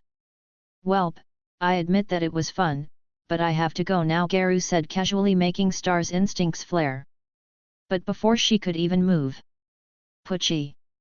Garu appeared in front of her in a blink of an eye and his hand had pierced her heart. Thanks for the energy boost. You have just made me stronger. But you are too dangerous to be left alive. As a sign of respect for your strength and for giving me a good fight, I will leave your body intact for your family. Goodbye, Kathleen Bate. Splat! Garu mercilessly crushed her heart. He let go of her body and her body fell to the ground as the light died in her eyes. Star! Star! Answer me! Come in, Star! Garu ignored the yells from the COMMPs. He opened up a portal and left. The world was soon informed that Stars and Stripes, the #1 hero in the United States, was murdered by Garu. The only one who could possibly stop him was the man Garu proclaimed as his rival, Kodo Shinichi. The world was looking and praying that he could stop him and protect them from Garu, the great evil. A secret meeting between politicians. One they arranged over a secret transmission line. Their entire building was on fire. No. Stop! How did you find this place? Over a dozen politicians were crying and bleeding on the ground. They were shooting their guns at Garu, who didn't even bother to stop them. They just bounced off his body. Garu raised his hands in the air and formed a big bubble of air. He slowly started to compress the air. FNG, Kuma, Pa compression. FNG. FNG. Why are you doing this? FNG. FNG. The bubble compressed to fit the size of his palm. Garu looked at them with a cruel look. Because I can. He released the bubble and it slowly started to fall to the floor. The last thing you will remember is a bright light that will erase you out of existence. Sayonara. Garu waved his hand at them. Murasa's shock. Garu quickly escaped with Soru, leaving a bunch of politicians to helplessly look at the tiny white orb. As soon as the orb touched the ground, boom! Their entire secret compound was turned into nothing but rubble. Another in a long line of places that Garu has destroyed. And more bodies added to his triple-digit kill count. Momo and Rumi talk. Hey Rumi-san, I want to talk to you about something, Momo whispered to her. Rumi sighed, realizing what she was about to ask. Just call me Rumi. After all, with their relationship, in other words, chasing after the same guy, Rumi was more appropriate. San just adds an unnecessary distance. Okay then, Rumi. How serious are you about Sen's cough about Shinichi? Rumi ran her hand through her hair. Listen, it took me a while to admit it to myself, but I like him a lot. He really threw me off when he said that he would most likely end up with you and another woman. I called him a pervert. Momo giggled. Well, it's not like he isn't one, all men are perverts, he just has better control than others, even with his condition. Rumi smiled lightly at that. I was surprised to hear about it from him. I also have some effects from my quirk. But they are manageable. Before meeting him I used to masturbate to take the edge off. But after he beat me into the ground, I totally forgot about it after I started to train with the goal of paying him back. Momo nodded. I'm not planning on holding myself back. Garu had just killed Stars and Stripes. Shinichi is the only one left. And while I hope and pray that he will stop him, I don't want to regret it if he fails. So I'm planning on getting pregnant. Rumi's eyes widened in surprise. Pregnant? But you are 15. So? I don't want to regret anything. And it's not like I will be pregnant for sure. I just don't plan on using any protection. The rest I will leave it up to fate. What about you? Are you willing to let Shinichi go just like that? Without trying anything? I have seen the way you look at Eri. Don't you want one for yourself? Momo said in a voice filled with conviction, making Rumi rethink her decisions. Rumi frowned. No, I'm not okay with just letting him go. Momo's eyes brightened. Then what do you think about this? Momo stepped near Rumi and started to whisper into her ear, making her blush harder by the second. Are you for real? Rumi quickly turned to Momo. Yep. I'll take care of everything. You just show up at the arranged time. See you. Rumi. Momo ran off, heading to start her plan. Rumi just put her hands to cover her face and groaned. What have I gotten myself into? A/N. MC obviously finished the energy quirk. Now he is even more OP. What did you think of the chapter? It's been a while since I made a 3K chapter.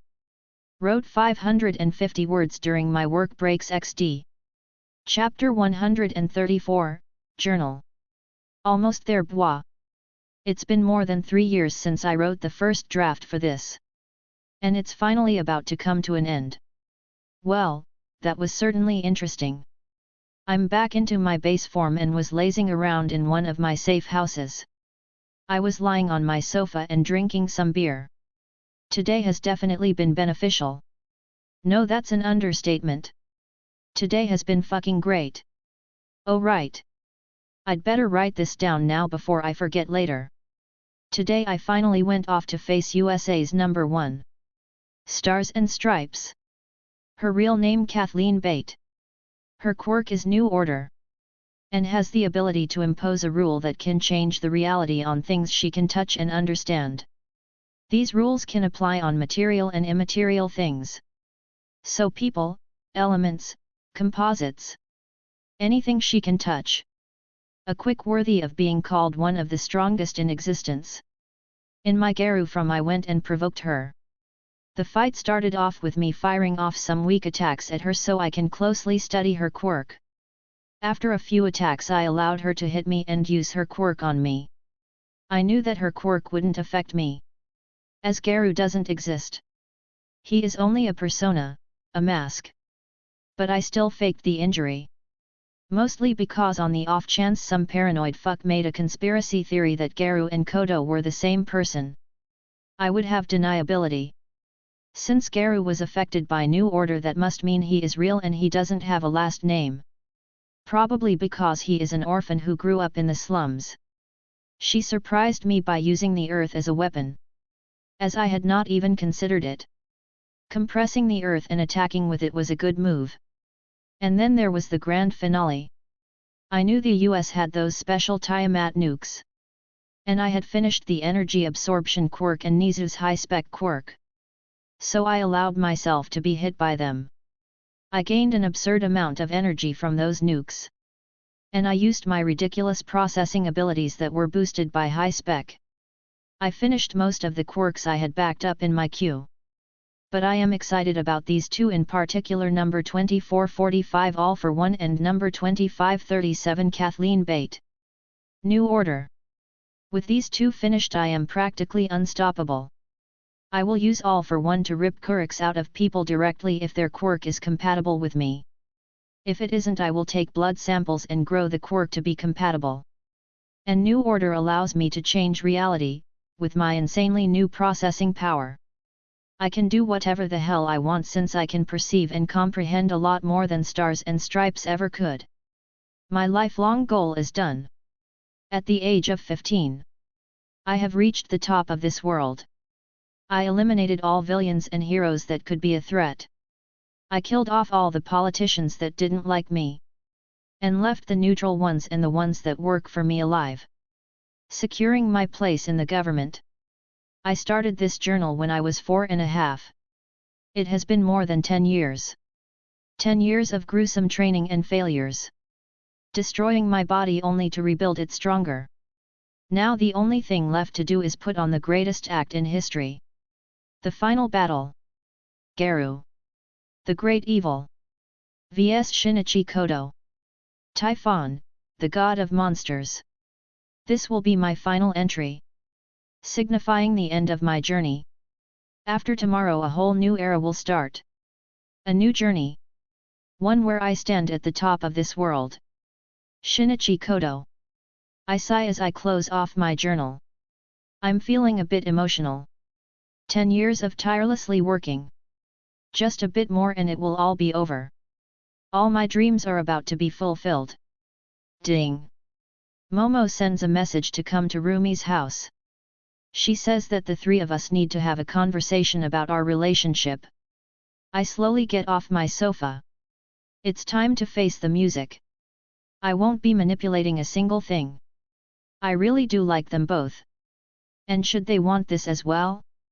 Nobody on this planet can stop me from being together with them. Rumi's house. Since I flew here it took me a little while, but flying like this once in a while is nice. It was currently nighttime. I slowly entered the house, only to find the living room empty. Weird. Rumi likes to laze around on the couch and Momo is not here as well. I focus on my hearing and found 2 heartbeats upstairs. Shin, we are upstairs, Rumi called out in a serious tone. Okay, the moment of truth. Either this will backfire on me spectacularly, or I will be a happy man tonight. I go upstairs and head into Rumi's bedroom. I was trying to read their mood. Their hearts were beating strongly. Their breathing was calm and collected. They already had made their decision and were resolved. I opened the bedroom door and froze in place. Momo and Rumi were sitting half naked on the bed. Momo was wearing black lingerie that matched her hair and were more emphasized on her white skin. And Rumi was wearing white ones matching her hair and stuck out on her tanned body. Ha! Well, looks like the great Kodo can be surprised after all, Rumi chuckled, which broke me out of my staring. Well, you two look gorgeous, but what's the occasion? They are not the type to do shit like this, especially together. I just don't want to have any regrets. You will be fighting to the death tomorrow. And I have waited long enough. Oh, and we won't be using any protection. I raised an eyebrow at that. Okay, I did not see this coming. I foresaw making out and groping. But sex right off the bat? Rumi gave a one-armed hug to Momo. In case you die, which you'd better not, Momo wanted to have your baby. I thought about it, and so do I. So come on, lover boy. You are the one that said a single woman can't handle you. Let's see if the two of us can't drain you dry. Rumi signaled with her finger for me to come to them. I grinned at them. Luckiest guy tonight. This part seems a bit meh to me. Id Kwai. UA on the field where the first Quirk assessment test took place. My friends and family were here. As well as Class 1A and B. The Big Three. And all the teachers and staff. Well, it's time for the greatest act on earth. My clone is all set and ready. And he is strong as hell.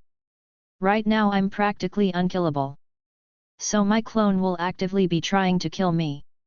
Shinichi, if you don't come back, I'll come there and kill you myself. My mother hugged with tears in her eyes. My father also gave me a bear hug. Be strong, my son. Remember, you have a family of your own to fight for. He glances to the side where Rumi, Momo were standing and Eri was in Rumi's arms. He was not blind. He could see the way they looked at each other. But as long as his son was happy, he was fine with it. You'd better come back, Eri-chan will be sad if you don't. Ran gave me a quick hug. You will win, anything else isn't acceptable, Testa says in his usual stoic tone, but I can feel his worry. His girlfriend Takako was squeezing his hand. Be safe, Shin-kun. Shu was sitting there with a smile on his face. I raise an eyebrow at him. Why are you so peepy? Shu just smiled. I bet my life savings on you to win. So do your best. Shu just gave me a thumbs up. And if I don't win? I ask rhetorically.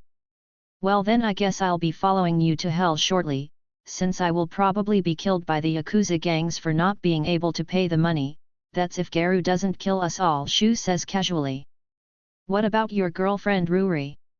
Shu just smiled wryly. Well, I kinda sent her away to be with her mother after the whole Kamino bullshit. She was not happy. Now that a friend, he really isn't afraid to die. And would do it for me. Well, I won't be letting that happen. My friends give me their support and I turn to Rumi, Momo, and Eri. Rumi was the first one. She covered Eri's ears. I think it's obvious that if you don't come back we will head there, bring you back, just so we can kick your ass. Momo nodded along. She is right, Shinichi. If you don't come back I'll find someone with a quirk to bring you back so we can kill you ourselves, Momo said jokingly. I turned to little Eri. Papa, you will win, right? You are the strongest. I picked the little girl up and swung her around a bit. You bet I am. He doesn't have a chance. After I'm done we are all going to celebrate with lots of ice cream. Eri gave me a tight hug. It's obvious that the girl was worried. After that I talked to some of my classmates and the people from Class B. Third POV. All Might slowly approaches Kodo. Kodo Shonen, said the armless, skinny Might with a quiet voice, barely a whisper. He could barely even talk these days. Kodo and All Might were a bit away from the students, so they don't eavesdrop. I'm sorry. I have failed you as a teacher. I failed to defeat Garu, even when I fought against him together with my worst enemy. Now I am afraid it's all up to you. Just. All Might choked up. Give it your all. Use any and every trick in the book, play dirty if you must, just come back alive. All Might coughed up some blood. As if saying this physically hurt him. This went against his ideals. He already broke them by fighting together with All for One. Now he was telling his student to do the same. But Garu couldn't be stopped by ordinary means. Deku Trio, meaning Deku, Okako, and Ida, came forward. Kodo-san, I just wanted to wish you luck in defeating and capturing Garu, Deku said nervously. The other two nodded with him. Kodo looks at him like he is an idiot. Are you stupid? There won't be any capturing, both of us will fight until the other one draws his last breath. He defeated or killed every single number one in the world. Even some powerful villains. Capturing him is impossible. You need a reality check. That hero mindset of yours will get someone killed. Before anyone could say anything, the sky roared. Thunder SFX. Everyone turned to the sky, where dark clouds appeared out of nowhere. Then the sky flashed. Garu, must you do this? Kodo sighed out. Boom! Lightning struck right before the group. Whoa! Everybody back away! Ida called out. The students quickly backed away, but none of the teachers moved a muscle. Their eyes locked on the dust cloud where the lightning struck. Ka ha ha! Well, isn't this quite the gathering? So many people are here to see you off. I'm feeling a bit jealous, Kodo. When the students heard the voice, all of them paled. Even when they knew that he was coming, they still froze when they saw him. The teachers' instincts screamed at them to get into battle mode, but they recalled Nizu's words and the warning Garu gave them. Well, maybe if you fix your bad personality you might meet someone that will care for you, Kodo deadpanned at him. Ha! Hell no! A guy like me doesn't care about stuff like that. I only care about reaching the peak. And Kodo, you are the final obstacle. Garu smiled murderously at Kodo. Papa, kick his ass! Eri yelled out, breaking the tension. Garu looks at Eri with a head tilt. You really adopted a kid? I thought it was a publicity stunt. I know you like to use those. Kodo just looks at him with a cold face. Garu nodded to himself. A fair point. You are too lazy to do that unless you were serious. Kirishima whispered to his classmates. Is anybody else lost? Because I'm not following. Kaminari got closer to him. Same here, bro. Aren't they supposed to kill each other? Why are they having a normal conversation? Shhhhhhh. Mina shushed him, stopping them from gathering attention. Garu, must you do this? Kodo is still young, couldn't you wait a few years at least? All Might pleaded with the man. Garu laughed when he saw him. Johnny Bravo, you are still alive, I see. Realistically you should have bled out when your arm was cut off. All Might gripped his stump, but didn't say anything. Well, we will be going now. Oh, and suggest you go and turn on the TV. Garu opened a portal taking him and Kodo away. A/N. I can't be bothered to calculate the date. I got way too much on my hand to reread my FIC and calculate what date it would be for the journal. Chapter 135, Grand Finale. Garu and Kodo appear on a deserted island. Kodo slowly looked at his surroundings. The island was small and flat. It was 200 meters in length. Garu raised his hands and a couple of orbs appeared. Good evening, ladies and gentlemen of the world. Many of you already know who I am, but I will introduce myself anyway. I am Garu, or as you have so conveniently named me, the Great Evil. And on the other side is my opponent, Kodo Shinichi aka Typhon. The last hero. The orbs/cameras move, getting a better angle of Garu and Kodo. But Kodo ignored them, focusing solely on Garu. Right now we are in the Indian Ocean. The Maldives Islands are home to about 1,192 islands, which only about 200 are populated. Oh, and a fair warning to the people on those islands: you may experience earthquakes and tsunamis, so I suggest you start evacuating. Ka ha ha ha! Garu laughed at his own twisted humor. Are you done? Kodo asked with a raised eyebrow, making Garu sigh. You are such a buzzkill. We are about to start the fight of the century and here you are looking like a depressed emo kid. Well, I would be a lot more cheerful if some maniac didn't come over every few months and remind me that we had a fight to the death coming. Garu just grinned. Well, it worked, didn't it?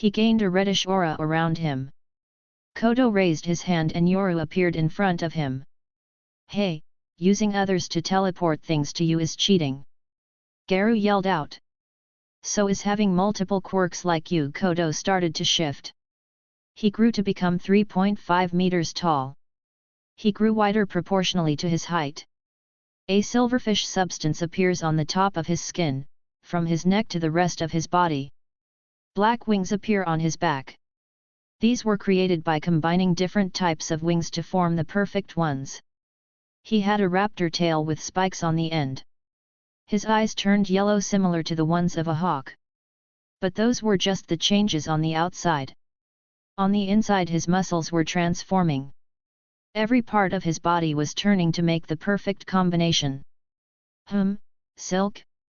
Oh, it's spider silk from that one spider, forgot its name, but I do remember them saying that its silk is the toughest biological material.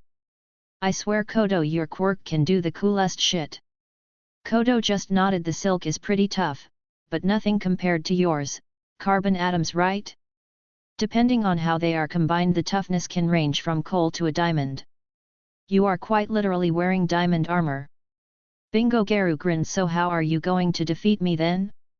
With my ultimate shield active, no attacks can damage me. Zen. Kodo raised his sword. Simple, I just have to cut diamond. Brat, I think you have finally lost it. Did that brain of yours turn into a monkey? Kodo interrupted him by swinging down his sword. SHHHHHHHHHHHHHHHHHH. A giant green air slash went at Garu at extremely high speeds. It hit him dead center, but his defense was too strong for the attack to pierce through. But it did send him flying a couple of dozen meters back before Garu flew out of the attack. Ha ha ha, you got me beat there. I'm useless with a sword. But I have enough wind quirks to recreate the attack. Garu raised his hand and clenched the air. Take this, you brat. A literal quirk barrage, the air condensed, forming into air blades. Next to the air blades, water bubbles started to form, and then on the top of all of his fingers red orbs formed, then fire, ranged quirks started to stack up, lighting up the sky, dozens of them stacked on top of each other. UA. Damn, the teachers looked at that attack with disbelief on their faces. How is he supposed to defend against that? Kirishima said with clenched fingers. Papa Eri said in a worried tone. Rumi just hugged the little girl tighter. All of them looked at Kodo's family. Have faith. Desuya's calm voice broke the students from their thoughts. Shin will win. He is right, Shu said with a serious face. Look at him, does he look like he has given up? He pointed at Kodo, who had crouched down a little and his arms held the sword behind his back. It's coming, Skinny Might mumbled. Go. Garu called out, all of the attacks launched at Kodo. The sky lit up as multicolored attacks flew at him, with enough power to erase a city. Kodo took a deep breath and swung. A Koku sovereignty.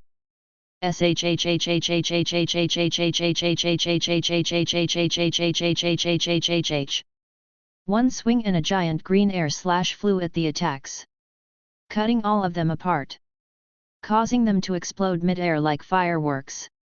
But Garu appeared right in front of him. That big slash created an opening. Quirks are nice, but martial arts is my foundation. Fist of Destruction. Garu sent a punch which had terrifying power behind it. Kodo raised his leg and kicked the punch away, but his eyes widened when Garu showed his other hand, which was behind his back. There was a whitish orb on his palm. Got ya? Urisis shock. Garu threw a literal air bomb at Kodo, which exploded right in front of him. Boom! Kodo was blasted away. He flew for a few hundred meters before he stabilized himself mid-air with his wings. Hey! Garu raised an eyebrow. The cameras zoomed in to see some crumbling chunks fall off of Kodo. An exoskeleton was crumbling away from his face and body. There were some bruises on his body that quickly healed, and he prepared his body. Kodo spat out some blood before rushing at Garu again. They fought for 10 straight minutes. Every few seconds a giant explosion happened, or an air slash that cut up an island. They created chaos everywhere they went. Islands were blown up, cut up, or sunk in their wake. Black smoke left Kodo's mouth as it engulfed Garu. Basilisk venom, the strongest poison Kodo can produce. Cough, cough, mental note, get better poison immunity quirks. Garu coughed out the poison with his quirks, taking the poison out. Kodo didn't miss that 1000 divine slashes in a second. He managed to swing his sword 1000 times, Meliodas. But the attack left hundreds of white lines on Garu's skin, none of them piercing all the way to draw any blood. Garu whistled. You actually cut a bit into it. Impressive. Why don't you use New Order? Kodo questioned Garu. You should have it, seeing as you killed Stars and Stripes. Garu just shrugged. If I beat it, so can you. What's the point of changing reality against someone that can break it? And as if to prove his point, Garu pointed his hand in front of him. New Order. Air. As of now does not exist, a 100 meters ahead of me. A wave of power erupted from his hand, erasing the air around Kodo, creating a vacuum. Now, unlike science fiction, when a human body is exposed to a vacuum, it doesn't explode, freeze or boil. The vacuum just takes away all of the air from the human offices, every last molecule of air. The human then suffocates. And if any liquids come out into the vacuum, then they begin to boil, like the liquid inside the mouth. Kodo's reaction was near instantaneous. Pipes grew out from his hands and chest, blowing pressurized air from the. Kodo quickly blasted himself away from the vacuum. And took a deep breath. Garu just shook his head. See, boring, and useless, most powerful quirk in the planet, my ass. But it's time for me to end this null void. Garu's eyes glowed red. Kodo's wings and armor disappear. His size returns to normal. He starts using Jeppo to say mid-air. The shock on his face was obvious. Did you think I wouldn't get a useful quirk like erasers? I don't need to kill someone to get a quirk like them, and Eraserhead isn't the only one in this world with this ability. Sayonara, Kodo. With your power I shall reach the peak, Garu said seriously. His body was completely black due to the ultimate shield.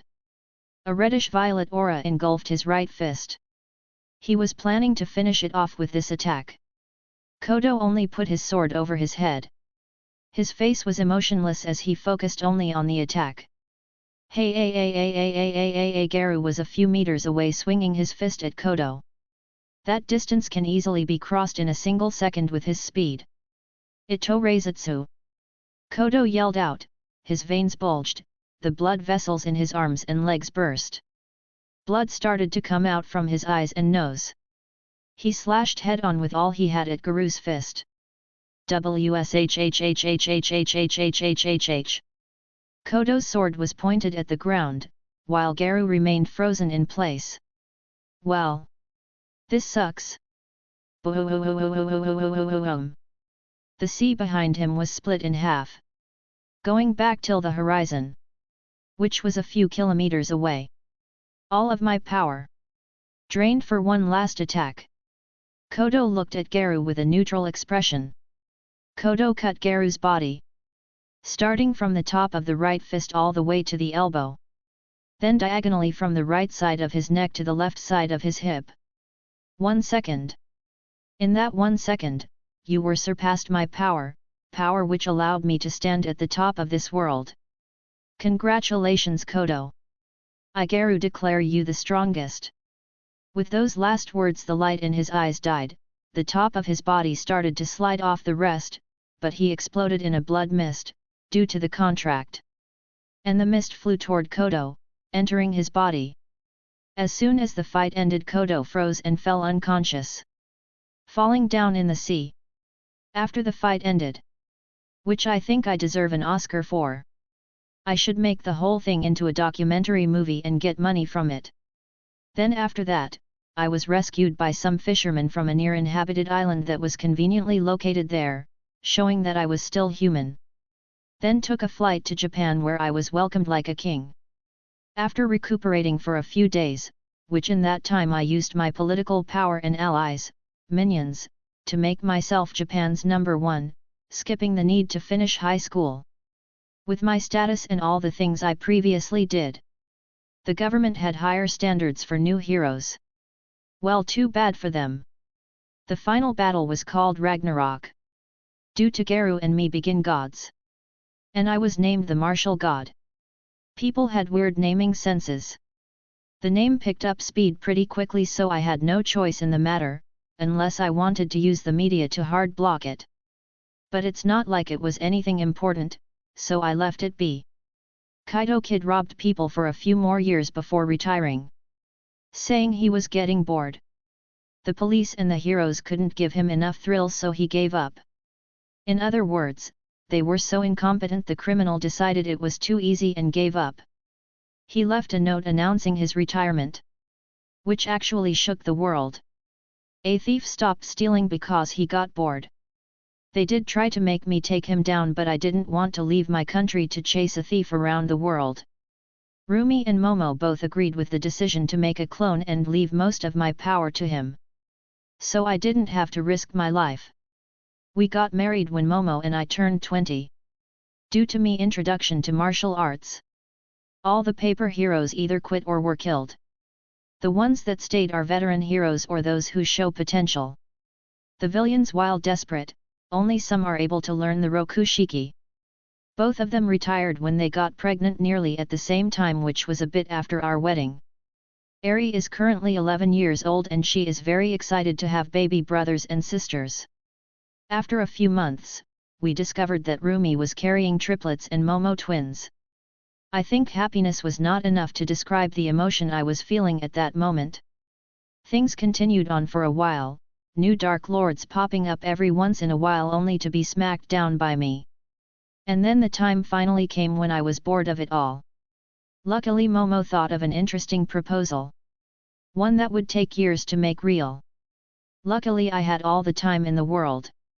45 years after the Ragnarok incident, I was standing on my own private island that I built using my powers.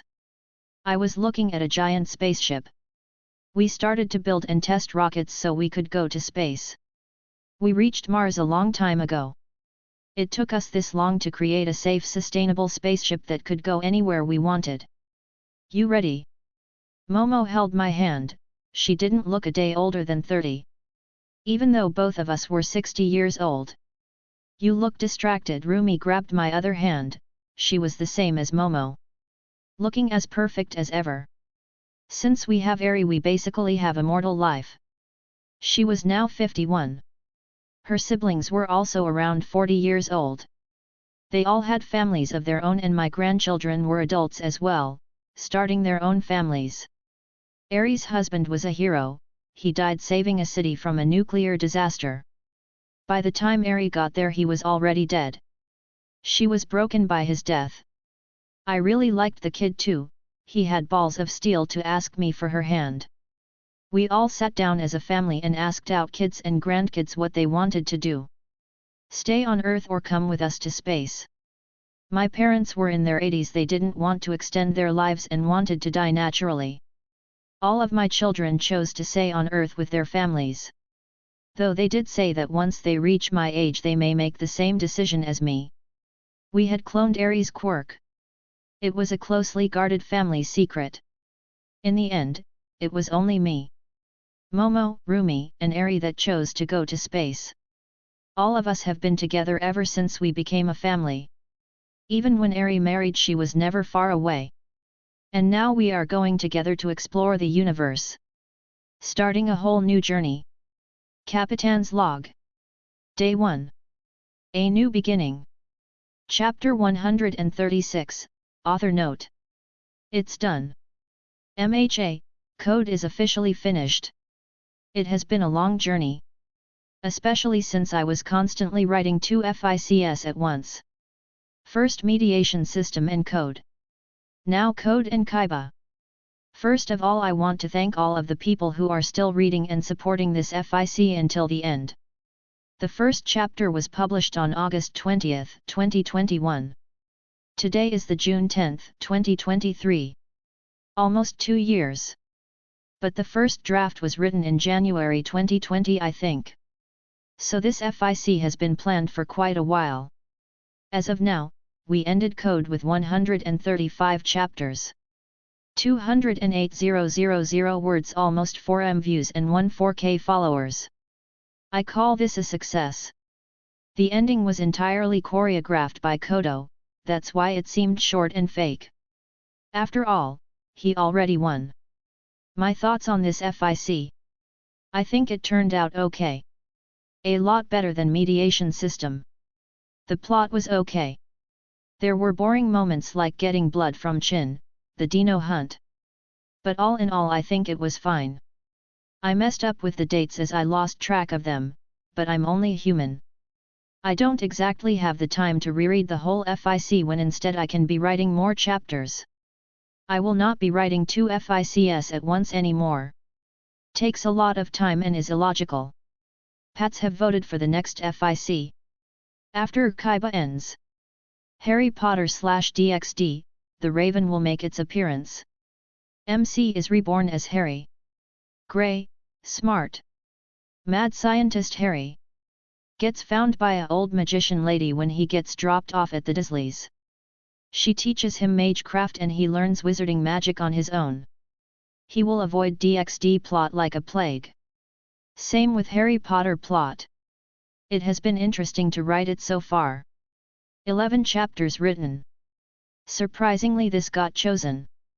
One of my newer FICs instead of the old ones with more chapters like Young Justice re Superboy, DBZ re Gohan or DxD Magneto.